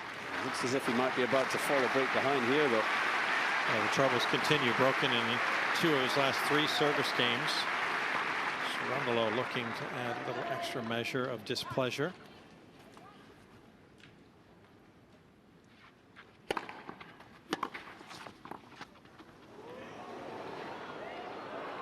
Oh, a nice touch. And I meant from both. Sinner's little short hop volley was pretty special. But Cerundolo would not be daunted. Comes rushing forward, and he has the break. Well, we're now actually getting to see Cerundolo's biggest strength, and that is his physicality, his court coverage and speed really coming to the fore now. I thought this touch might be good enough from Sinner, but he was there in plenty of time, and skillful little nudge to secure the break. Yeah, wise to get that racket out underneath. Ball had already started to dip below the level of the net, and a good push deep.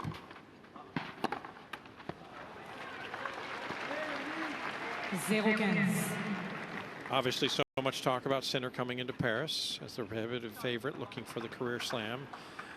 Juan Manuel Cerundolo has been taking quiet steps to build up some forward progress and some momentum. Entered Roland Garros on a 6-match win streak overall. That includes wins at a challenger in Bordeaux just before arriving in Paris.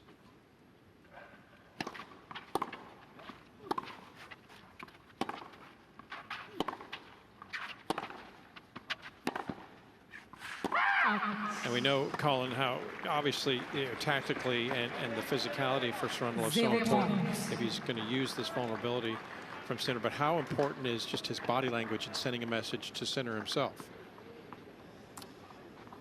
Yeah, I think it's important, but I don't have any concerns for him in that regard. You know, he's quite different to his brother, actually. His brother can be a little negative at times, but he sort of gets on with it, Juan Manuel, doesn't he? And the other thing is, you know, chase everything, make every point as tough as possible for Sinner. But that's kind of his game anyway. I think he's well suited to this task. But he's in danger of being broken straight back here. 0-40. Too short with the second serve there, and it got the treatment.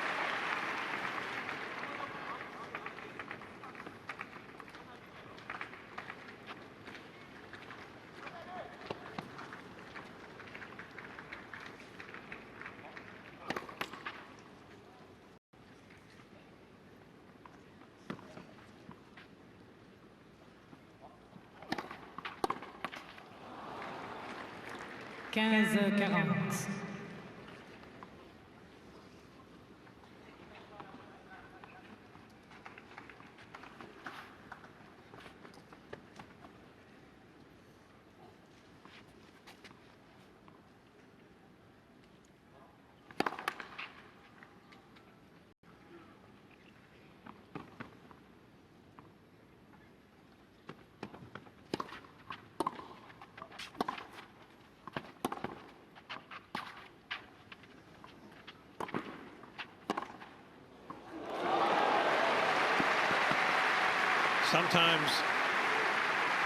Sometimes being a lefty pays off to your own advantage. This was brilliant. What a pass. What a moment. It's such an important point. This is a huge point coming now.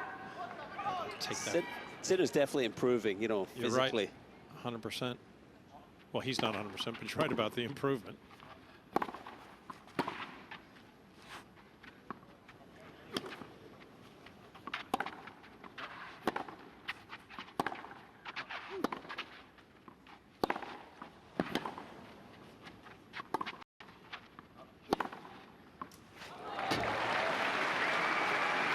Or is he? Felt like that four and he had time on, had to be a winner. Once the ball came back, he had nothing left in the point. In the moment, it feels like he's got about a 3 or 4 shot limit, doesn't it, in any given rally? Yeah. Merci.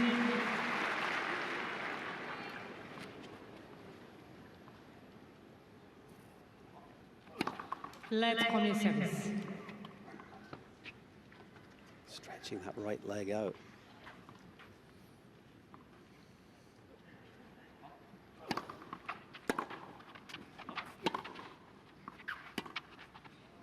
Yeah, that right leg seemed to be the early indicator an hour ago. It was almost exactly 1 hour ago. Well, maybe the cramps now coming.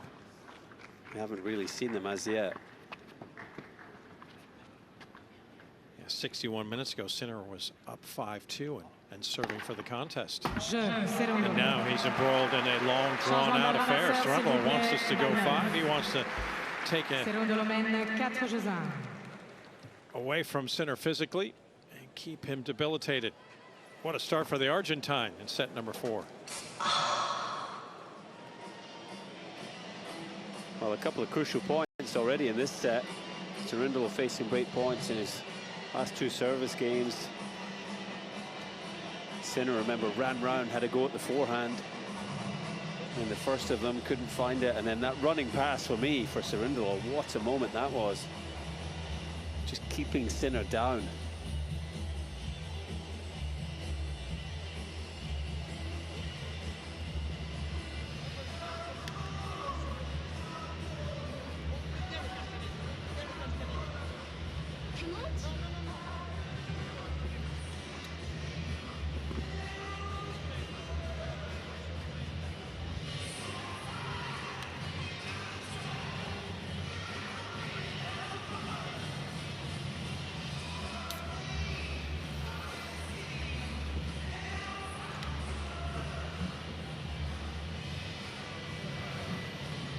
Well, Lenny Kravitz asking the musical question that could go to either player currently on court. Philippe Chatrier, are you going to go my way? Will this match go the way of the world #1 and continue his elongated win streak and dominance over the ATP Tour? Or does Juan Manuel Cerundolo have his first ever top 10 win, mind you, on offer here. So far, things looking good for the Argentine. Yeah, once again, tennis fan, if just joining us, it's been a pretty quizzical sort of turn of events, but it's really come down to endurance and fitness. The Argentine seems no worse for wear in 2 hours and 56 minutes. The same can't be said for the man who at one point was up 2-0 and 5-1. Served for it at 5-2. Thought he'd be in the third round. Broken. Served for it again at 5-4. Was cramping. And here he is serving 1-4 in the fourth. Jannik Sinner.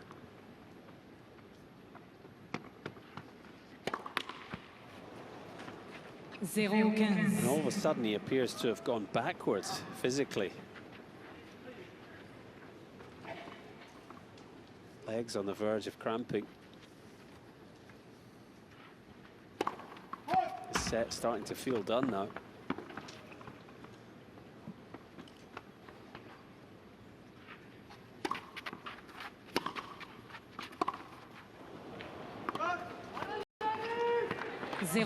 Back to looking like the player in the third set that could barely move, let alone play.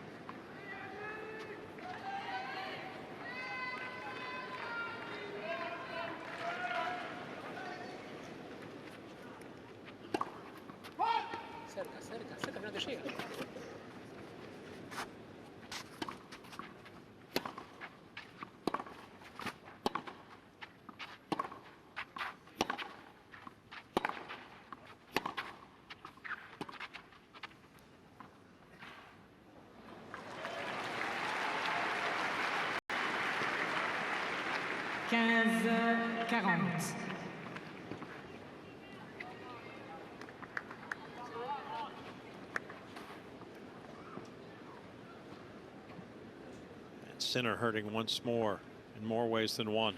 Cerundolo. Doorstep of a dramatic flip in the momentum as he seeks a fifth game here in the fourth. Cerundolo. He'll have his chance to extend it all the way. One career comeback from 2 sets down for Juan Manuel Cerundolo. Boy, would this be a headline-making dramatic turnaround. Hold away from trying his hand in the fifth set. Well, this is just taking another significant turn for me because it felt like Sinner's conditioning was improving. You know, he was competing early in this set, but now he's completely gone again. And in a game's time, we're going to be sitting down at 2 sets all. And I'm not sure what he's got for a fifth.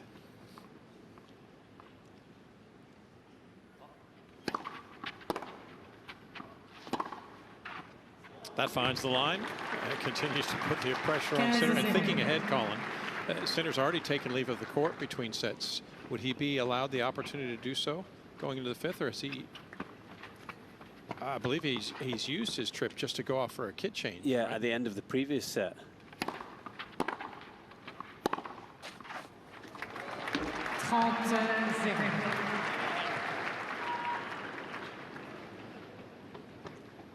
And credit where it's due for Cerundolo as well in maintaining his composure and keeping his focus narrowed. Hasn't gotten caught in any distractions or any of the issues on the other side of the net. He's been all business.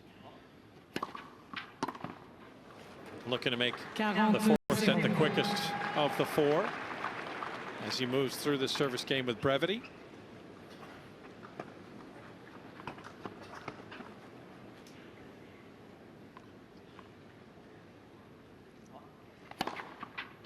And Cerundolo says we are indeed going 5. What a turn of events from an overwhelming position for Jannik Sinner. Now the world #1 in a desperate fight for the third round in Paris.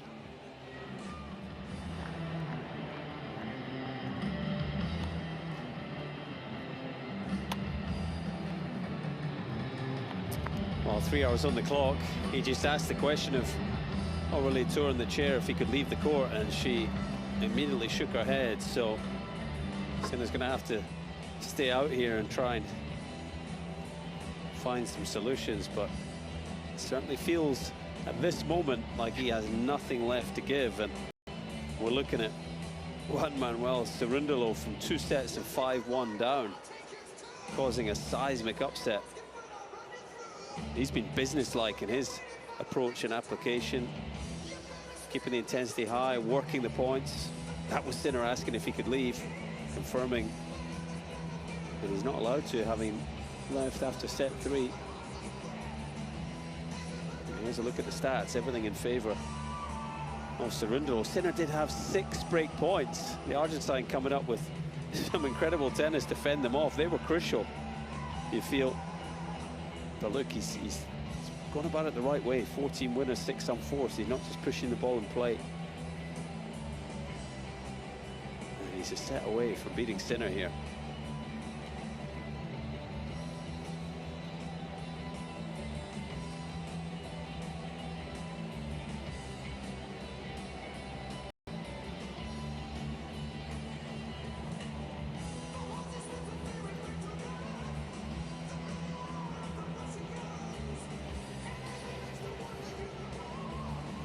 Desperate to find any way to keep his body temperature and core temperature, most importantly, down, Jannik Sinner, by any means necessary. And now it's just come down to 1 set. The battle royale in the Paris sun has given Juan Manuel Cerundolo a chance to pick up his first ever top 10 win, a chance to advance to the 3rd round of a major, and do so on the Terre Battue in Paris. Remarkable drama playing out on another searingly hot day in Paris, and the victim in this case on court Philippe Chatrier, Jannik Sinner.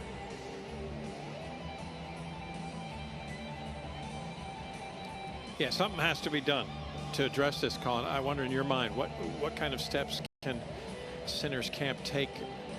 You know, this match is going to end however it ends, but going forward for conditions like these, what preparations in your mind do you think might need to be taken? Well, I think they're going to have to seek hot conditions. He's done his last 2 off seasons in Dubai, but you know, even Sinner himself in Australia said it wasn't as hot as they were hoping for there. Simone Vagnozzi's doing what he can to try and help Sinner, I think, focus and remain somewhat positive. I think he's going to have to seek out the hottest conditions he can. You know, the off season's the obvious time, but literally look for, you know, pretty extreme heat to spend sort of the month of December, train and push yourself and try different you know, drinks and scenarios to cope with it. It's going to be a challenge for him, it seems, potentially throughout his career. Look back from Stade Roland Garros, side of the Lone Clay Court Major, and a chance now for Juan Manuel Cerundolo to try to shake things up in the very top half of the draw with the world #1 weary. Is he broken? Can Jannik Sinner summon another level of energy? Fans who thought they'd be out of here an hour ago thought it was all done. Remain in their seats. 5th set, ready to get underway.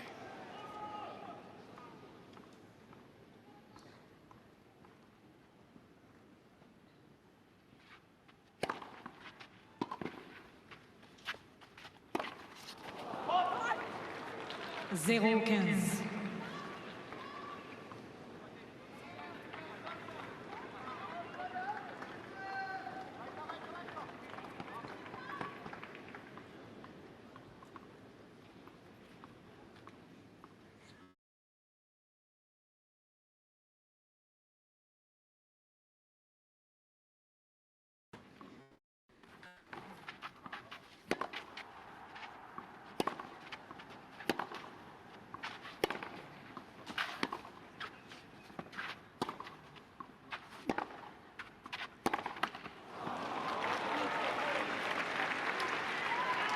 It's hard to see that being the right tactic. Zéro 30. Work the point. 6, 7, 8 shots. I feel like he needs to keep trying to advance up the court. Take the ball early and hit. Go for a winner early in the point.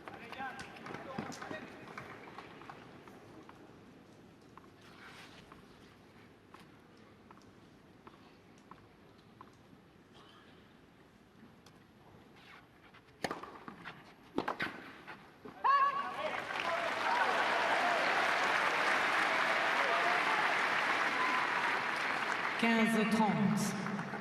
Continues to go back to the well with that tactic.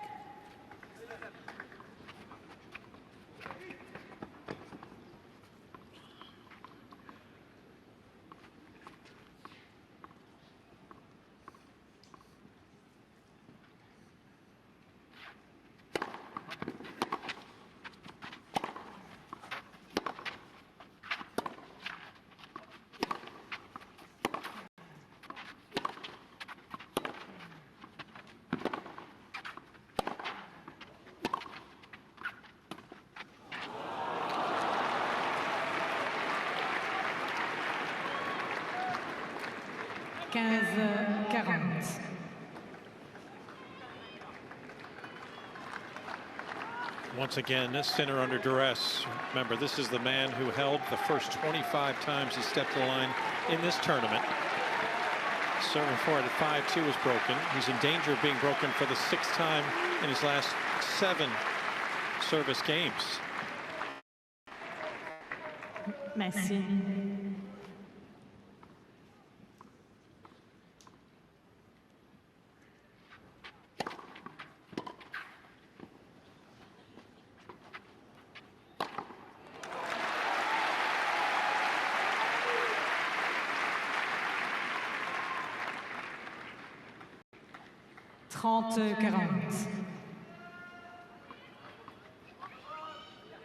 Just wonder if he could look for a serve volley to this ad court as well, maybe with a wide serve. It would be to the forehand, but Cerundolo is so deep in the court.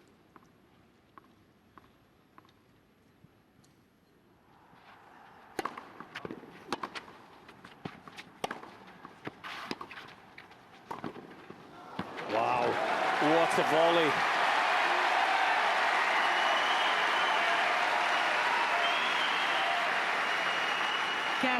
With everything that's going on, to produce this breakpoint down is exceptional. Right on the line. A terrific execution, and what an example of how much he respects Cerundolo's speed. He knew he had to hit it exceptionally well and measured it perfectly.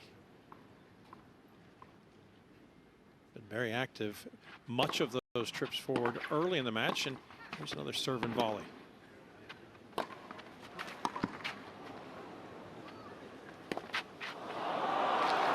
Just feeling so bad that he can't get a clean strike on these overheads.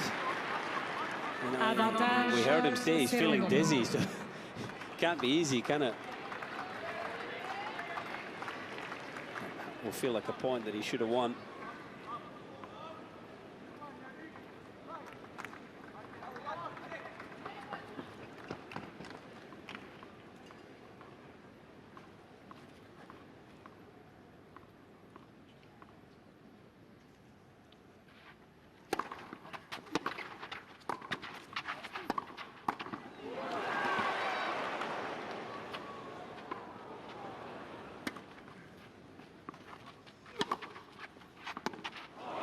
Cerundolo rewarded. What an effort. As he continues to apply pressure to Sinner. He does have his 6th break in Sinner's last service games, and he has the upper hand to begin set number 5. That might be one of the most important points Cerundolo's won in his career, honestly. What an effort. And this is where he's actually, in some ways, got the perfect game for this scenario. Just scrapping and hanging in these points. He won't see a performance rating like that from Sinner too often, but he is really struggling physically, of course. And Cerundolo doing the right thing, keeping his own level high, giving no reason for Sinner to sort of garner any extra belief. Yeah, that's a telling, that performance tracker, isn't it? How dominant Sinner was to begin. He was averaging a 9.0 on the performance tracker. And in that 4th set, he looked like me off the tee. It was a worm burner, just a flat line across the ground. I mean, not a lot to show for even the effort he was able to put in. So Cerundolo now with the upper hand. How does he handle this moment, knowing he's got the world's best tennis player on the ropes early? Yeah, Cerundolo, if you're curious, is perfect in his career in playing 5-setters. Now it's relative, of course. because I will tell you he's only played one previously. But he got the better of Ilya Ivashka 3 years ago at the U.S. Open in 3 hours 34 minutes. And that being interesting, Colin, that win over Ivashka 3 years ago on the hard courts of New York, because not only is that his only 5-set win, but he came back from 2 sets down. It's the strongest part of his game is his physicality. And indeed his mentality. You know, that's what we're seeing here. Getting his reward really, in many ways, for, you know, continuing to compete in that 3rd set. Even though he's 5-1 down, he hadn't given up the ghost, had he? Agreed.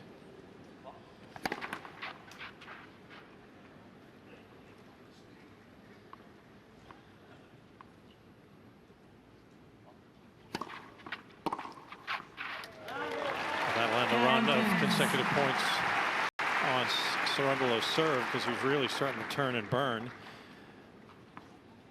At 112 in a row, but he's still in the advantageous position. Chance to consolidate the break.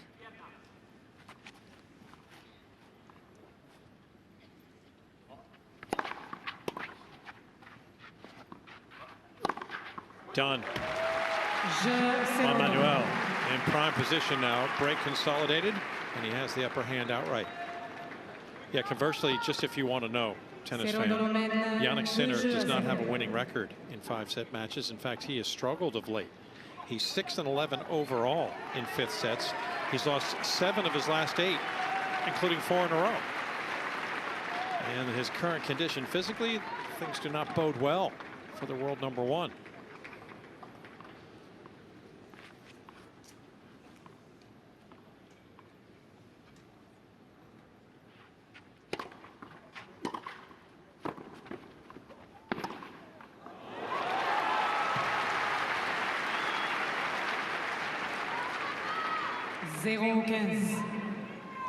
Got him again here. Sinner thinking any volley to the open space would be enough, but Cerundolo looks like he could chase those down all day.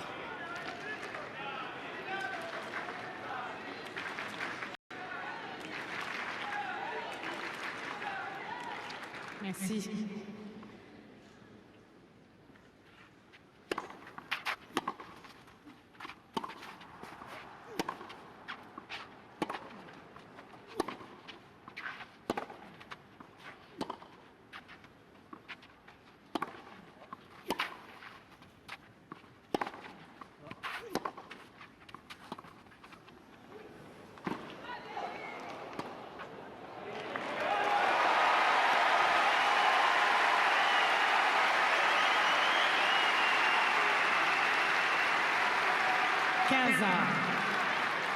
Able to work the point this time, Sinner.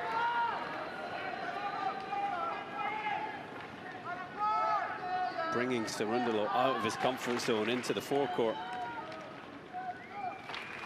Yeah, to this point, you're not kidding about him being uncomfortable. It's almost like he's been allergic to the net through this match.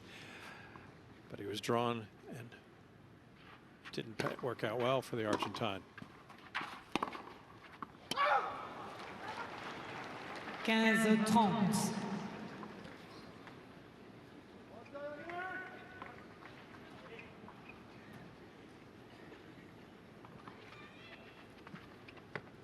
Starting to get a sense, too, of the Parisian faithful. They were supporting the world #1 early, then started rooting for the underdog, understandably so. They wanted to see more court time between the two.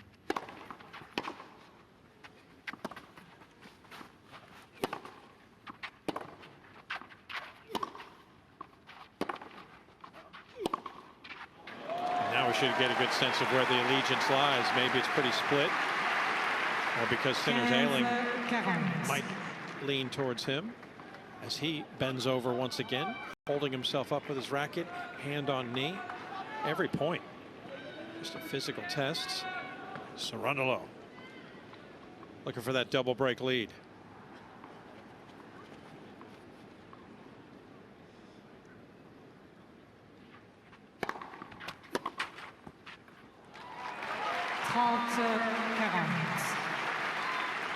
Still a break point to come.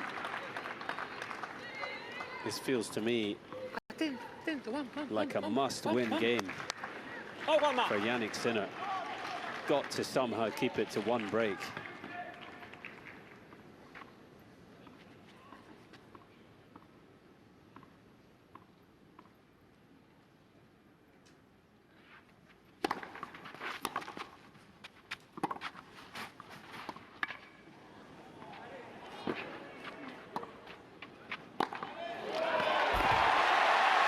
That is an unbelievable effort. He knew he had no choice but to chase down the drop shot. And he struggled on the overhead, but he's found one here. Just pushing himself through the pain barrier, finding a way. Gutsy stuff, says Darren Cahill, and he's absolutely right.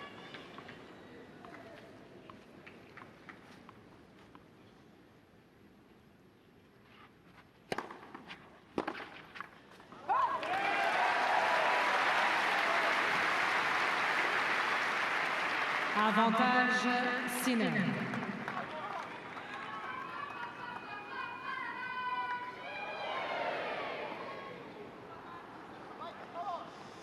Looking to win just his second game since leading by 2 sets and 5-1 in the third.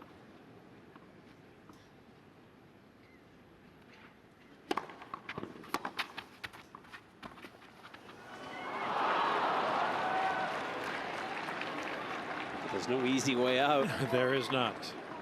Égalité.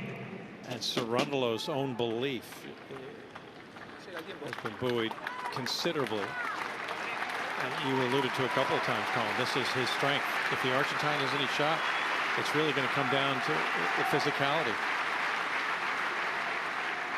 And at times the lack thereof for Sinner.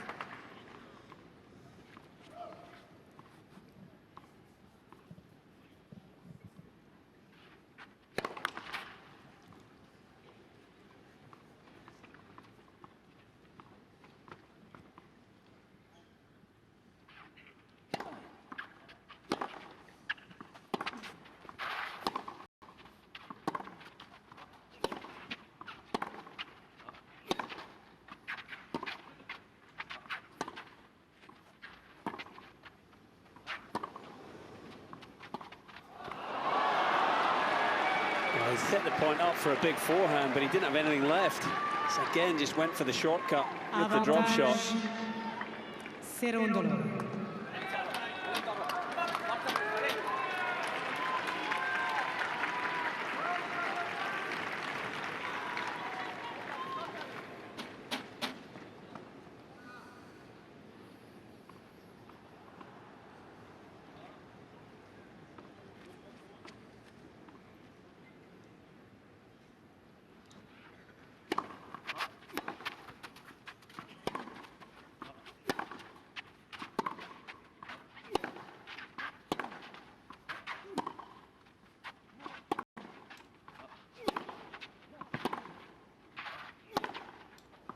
Oh, it was there for him. There's a lot of open real estate to work with. Cerundolo overcooks his forehand. Sinner could only stand and watch. He could barely stand and watch, but I mean, he had the best view in the house, and boy, was that a sigh of relief that went long. these feel like virtual match points to me, Kevin. You know, two breaks, but the way Sinner's feeling, hard to see a comeback. But, you know, 2-1, he's still in real trouble, but at least he's sort of something to cling on to.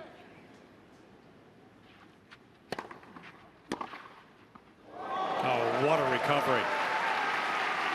After he coughs up the error on the previous point, inexplicably, what a brilliant return to put him back in a quality position to break. He knew it was coming. Sinner's continued to use the tactic and just threaded the needle.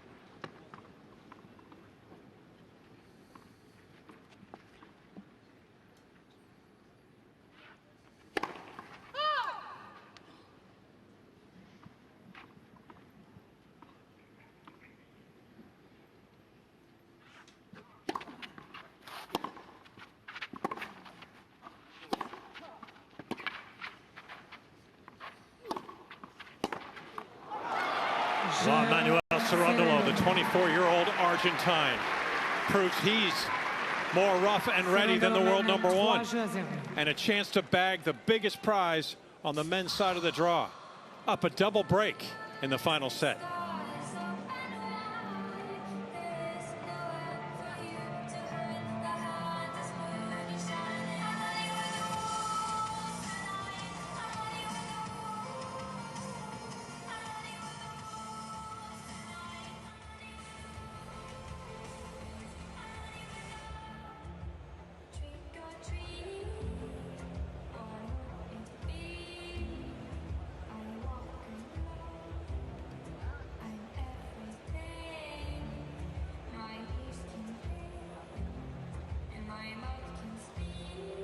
Pain and the anguish that Sinner is going through here.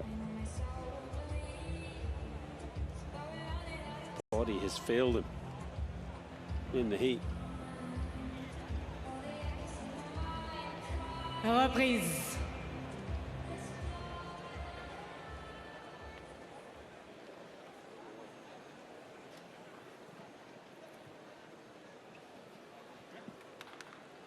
This would be a massive, and that's not hyperbole, a massive step forward for Juan Manuel Cerundolo, the 24-year-old Argentine in prime position now, up a double break to accomplish something he's never done before.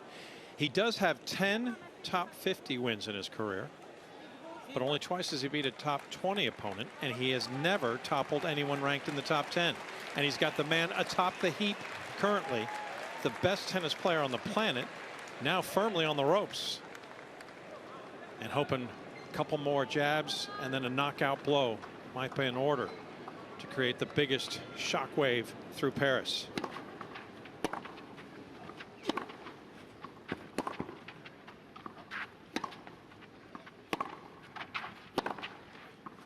Money. 15-0.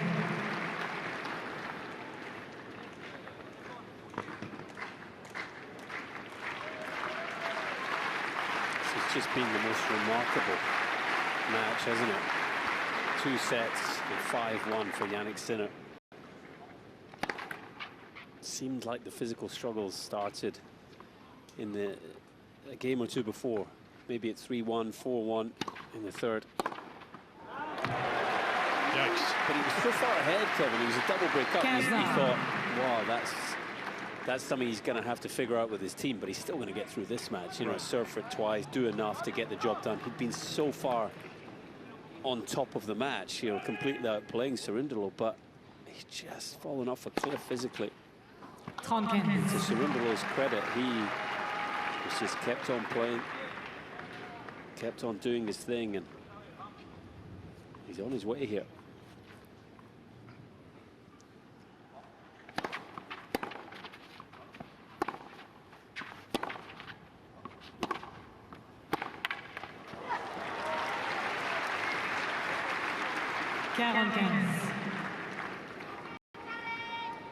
Yeah, the canvas was limp on the mast. He seemed dead in the water both times that Sinner was serving for the match to Cerundolo, but now he's got the spinnaker full and the wind at his back, and he has picked up some speed.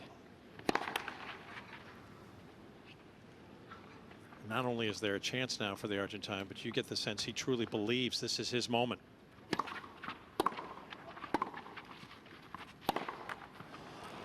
Cerundolo forges a 4-love lead. It'd be disingenuous to say that on any given day that if Sinner's playing his game, that Cerundolo has any chance of really competing at the highest level. But you can't take anything away from the fact that Cerundolo has done everything he's had to do in a match where he's been given a chance. Absolutely right, and we mentioned it earlier, but this is why Grand Slam tennis is the ultimate test. It's best of 5 sets, and you know, part of that is that the underdogs often struggle to sustain a high enough level to win 3 sets against the top players, but it also brings a physical element into the matches.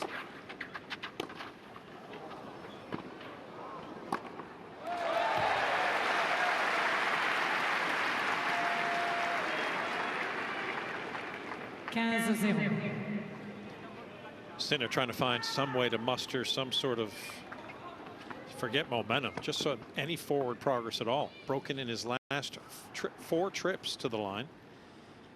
This has become overwhelming.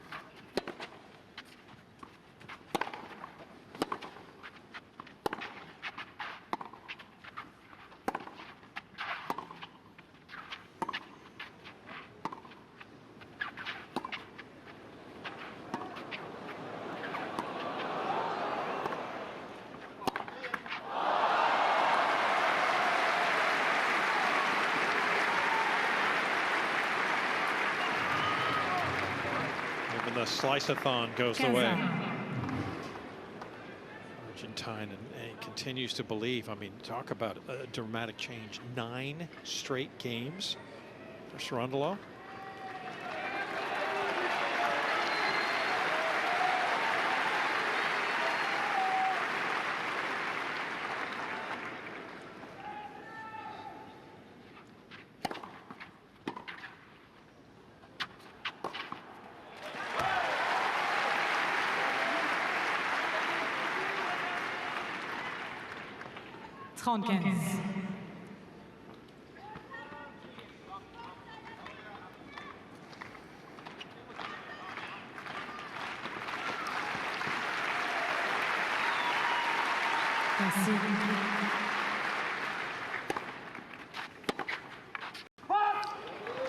And the sense of urgency from Sinner, you can understand. I mean, being down a double break. He wants to also avoid being bageled in this thing. There's pride there, but just to put something up there to see if Cerundolo can, you know, manage himself, the emotions that come with being the front runner at this juncture. Yeah, that could become a factor. Can he hold his nerve and finish the job?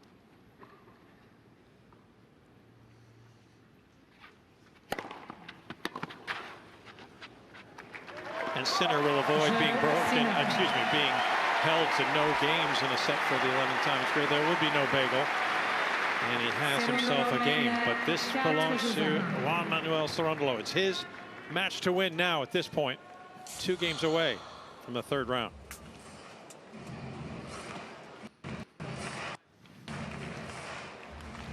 Well, that hold, just the 2nd game he's won since leading 5-1 in the 3rd.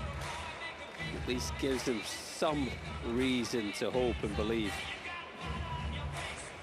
He's using that little handheld fan, isn't he? I'm just not sure that's enough to get the job done.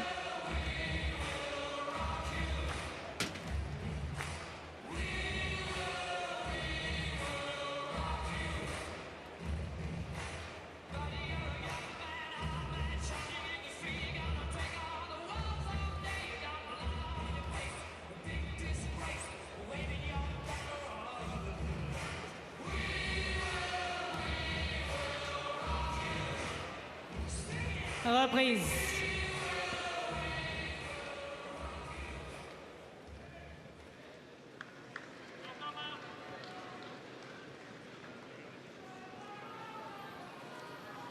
It's hard to imagine we're 12 months removed from Jannik Sinner having a 2-set lead in the men's final.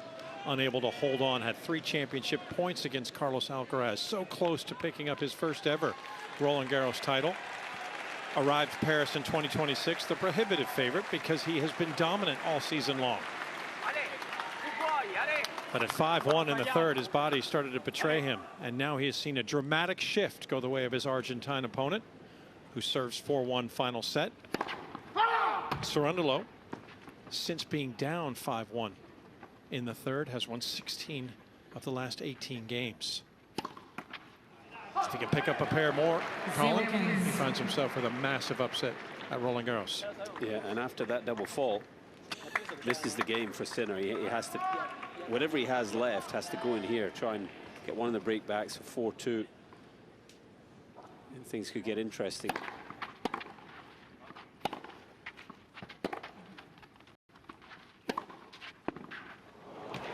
Keeps bouncing back, doesn't he? Cerundolo.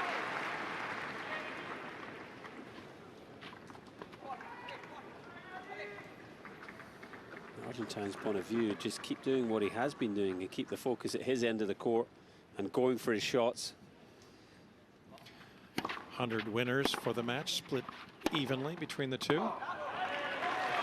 And Sarundalo, again, we talked about it. This is another component that doesn't happen a lot, playing just his second 5-set match. Trying to pull off a victory against the world #1. Mentally, you almost have to become a fortress. Can't think about what could be. You got to leave the distractions on the outside.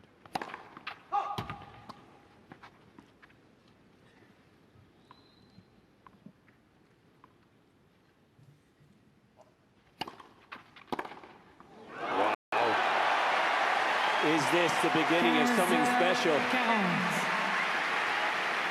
Certainly a special return. Made the decision early to run around. And that certainly wasn't coming back.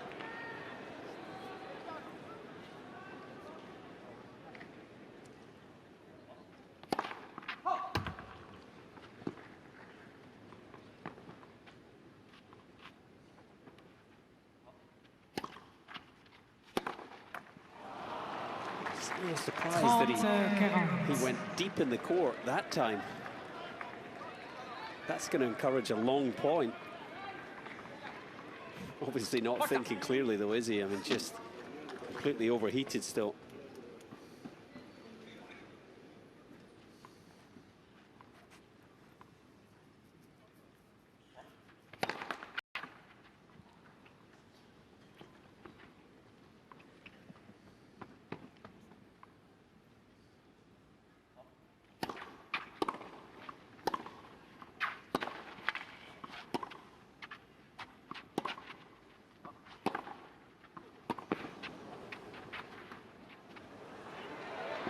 Too good. And what excellent construction on those final two shots from Sarundalo. The deep forehand that he had to run around to get to, left himself exposed, then produces this drop shot. He did this in the 4th set as well. Sinner had 6 break points in that set, but Sarundalo, he's coming up with the goods, isn't he, to win these big points. Well, the question is as to whether he would fold mentally, at least to this point. He's coming through in spades.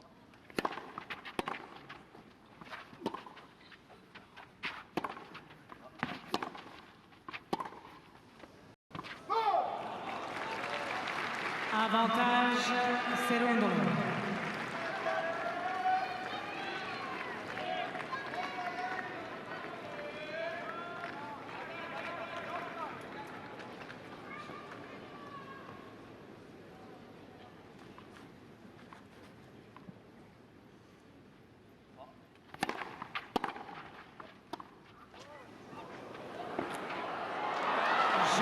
Remarkable stuff at the most crucial of times for Juan Manuel Sarundalo. Boy, did he show some moxie. A sturdy hold to put himself a game away from the biggest win of his career. It's a brilliant 4 points from 1540. Just when you thought he might be starting to tighten up and Sinner might be getting back into it. An hour and 41 minutes ago, Jannik Sinner stood at the line in the 3rd set, serving 5-2. And that would have put him through to the 3rd round. Now at the 3-hour 34-minute mark of the contest, he finds himself serving to stay in Paris.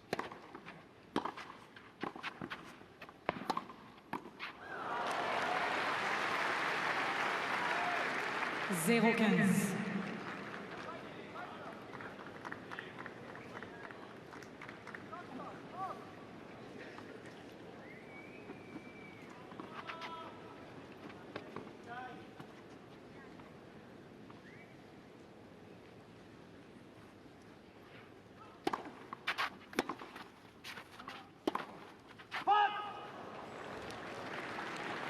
Zero 30.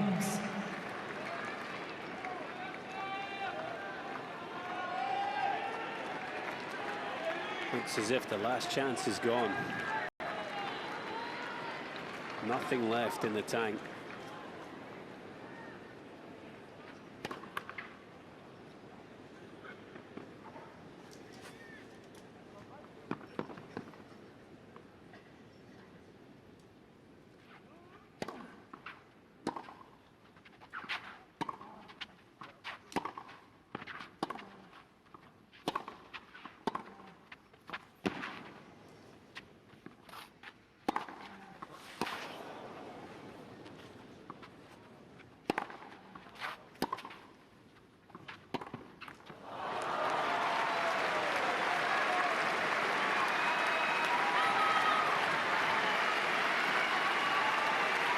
0-40. And Sinner's legs don't seem to have enough left to carry him. The moment has come for Juan Manuel Cerundolo to have a career-defining victory.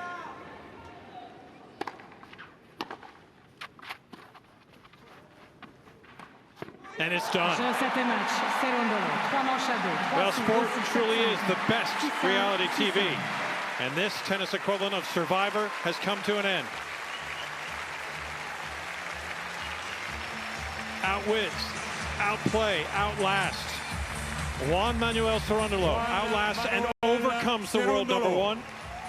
His first ever victory versus the top 10, as Cerundolo is the man of the hour in Paris.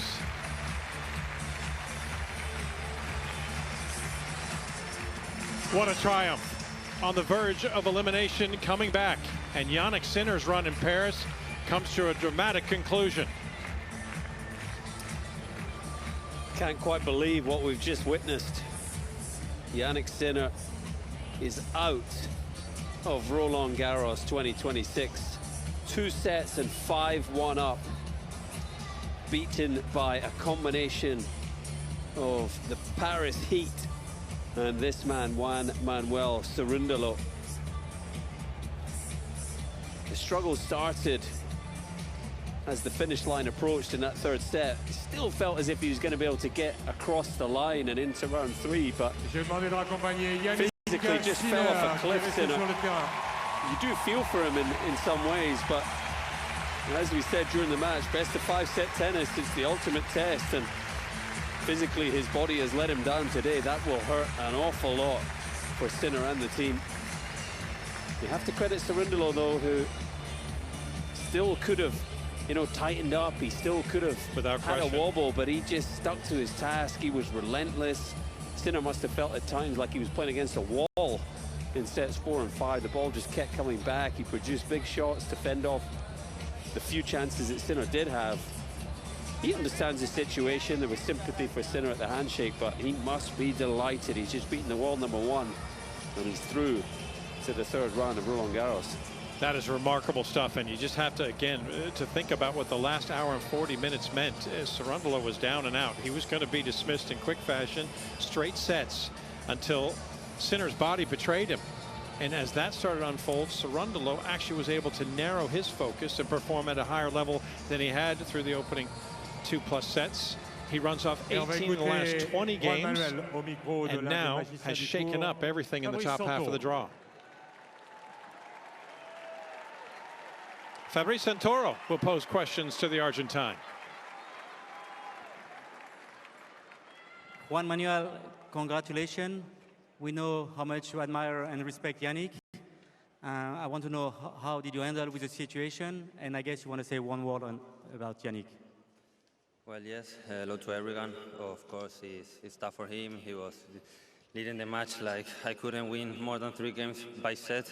So I think I was a little bit lucky. I feel sorry for him because he deserved to win a lot of matches, and of course he was deserving to win in this match. But then I don't know what happened. I think he was cramping maybe, or maybe the pressure, I don't know. But of course I feel sorry for him and hope he recovers.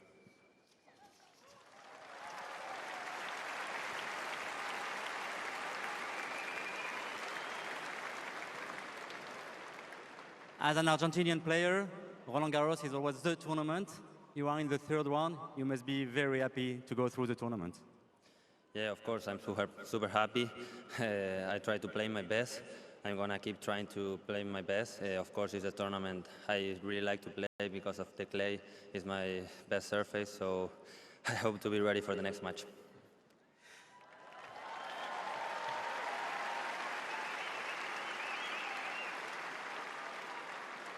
Last question, because I guess you need to recover for the next round. On court, Simon Mathieu, your brother is playing now against Hugo Gaston. Do you know the score? No, I mean, you told me 2 sets to 1, so... 2-1, are you going to watch the end of the match? Yeah, of course. I'm sorry for the French people, but I hope my brother wins. All the family is here also supporting, so I hope he wins. We wish him the best, and once again, congratulations. Mesdames et messieurs, qualifiés pour le 3e tour, Juan Manuel Cerundolo. Well, the family affair is meant to continue, and we'll see if Juan Manuel's effort today will help his older brother Francisco, taking on a Frenchman, Hugo Gaston, on court Simon Mathieu. But for Juan Manuel, he's played in his brother's shadow for quite some time. This is his moment. The headlines are going to read the prohibitive favorite Yannick Sinner out. And it's the 24-year-old Argentine who got through. What a dramatic turn of events today in court Philippe Chatrier. He has just blown this Roland Garros draw wide open. Sinner was the standout favorite. I mean, it's anyone's now, isn't it? Maybe you know, Juan Manuel's going to put a run together. Maybe it's his brother Francisco. What a clay courter he is. Second seed Zverev. Could it be his first Grand Slam, or is it Novak Djokovic, number 25? Well, anything is possible now. Djokovic in the bottom half of the draw, but everybody's sitting up saying last year's champion Alcaraz not in Paris. Now Yannick Sinner, the prohibitive favorite and the man who's won all 5 Masters 1000 shields this year, no longer in Paris. That certainly makes things a lot more intriguing, and everybody in the locker room, to your point, Colin, is going to start, hey, why am I not in the mix in the conversation? Why can't I do it here at Roland Garros? Yeah, it's anyone's now. Maybe it's you know, Casper Ruud, who's had so much success on the clay. He had his struggles in the heat, but he survived, and he's still in the tournament. It's just, as you say, wide open now, and well, who will it be? Yeah, I mean, in this quarter of the draw that did belong to Sinner, the other seeded players: Luciano Darderi, Francis Tiafoe, Ben Shelton, Arthur Rinderknecht. And then, of course, everybody else who's in the mix there. It's got to feel as if their shot at perhaps being a semifinalist has improved mightily now that Sinner is gone. Here's a look at the final numbers over the 3.5+ hours. And Cerundolo, look at all the light shaded numbers he has in the end. Well, the run of 9 consecutive Grand Slams shared by Sinner and Alcaraz comes to an end. And this is how Juan Manuel Cerundolo did it. I mean, he's a nightmare for Sinner, you know, finishing positive with a winner some 4 serves. He just refused to give him any points once he was struggling. I mean, there's the cliff for Sinner at the end of set 3. I mean, quite remarkable. Have you ever seen a drop-off like that? He tried early in set 4. He had that little uplift, and you thought he's getting a second win here. He might well be okay, but Cerundolo sort of fended him off with some big points. Sinner dipped again and was never able to recover. What a story. Cannot quite believe what we've witnessed, but Yannick Sinner, confirmation, is out of Roland Garros. So for the Cerundolo family, good news all around. First of all, for the younger brother, Juan Manuel, he awaits the winner over on court 9. Vit Kopriva is up 2 sets and a break on Martin Landaluce of Spain. So it very much looks like it could be Kopriva versus Cerundolo. And over on court, Simon Mathieu, well, yes, it is. Big brother Francisco Cerundolo up 2 sets to 1 and an early break in the 4th. So we might see both Argentine brothers advancing to the 3rd round on this day. But it's the younger brother who's going to be the one who gets all the notoriety, and rightfully so, as he ends the 30-match win streak of Yannick Sinner and finds his way to the round of 32 at Roland Garros. Well, that'll do it for the opening match, and that's just the first one today, tennis fan. There's still a lot of tennis left to be played on the main showcase court. We'll see later today, world number 1 on the women's side, Aryna Sabalenka, taking on. And the Paraguayan up and running in this super tiebreak.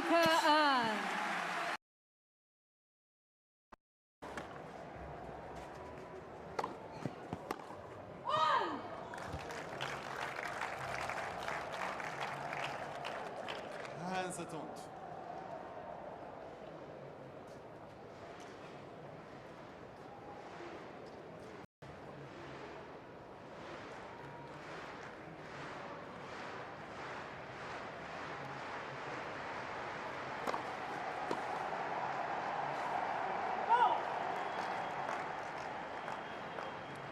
Front hat.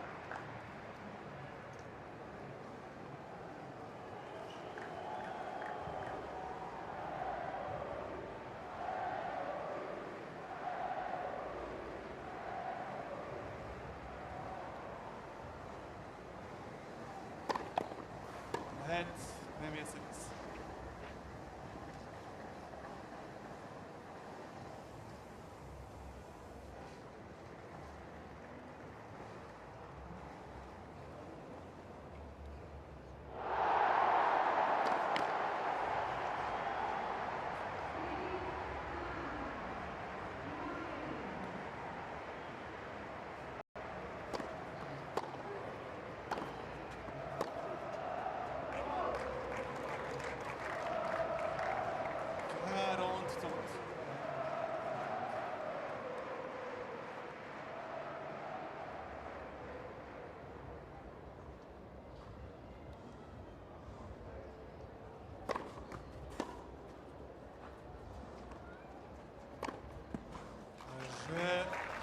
Time is back.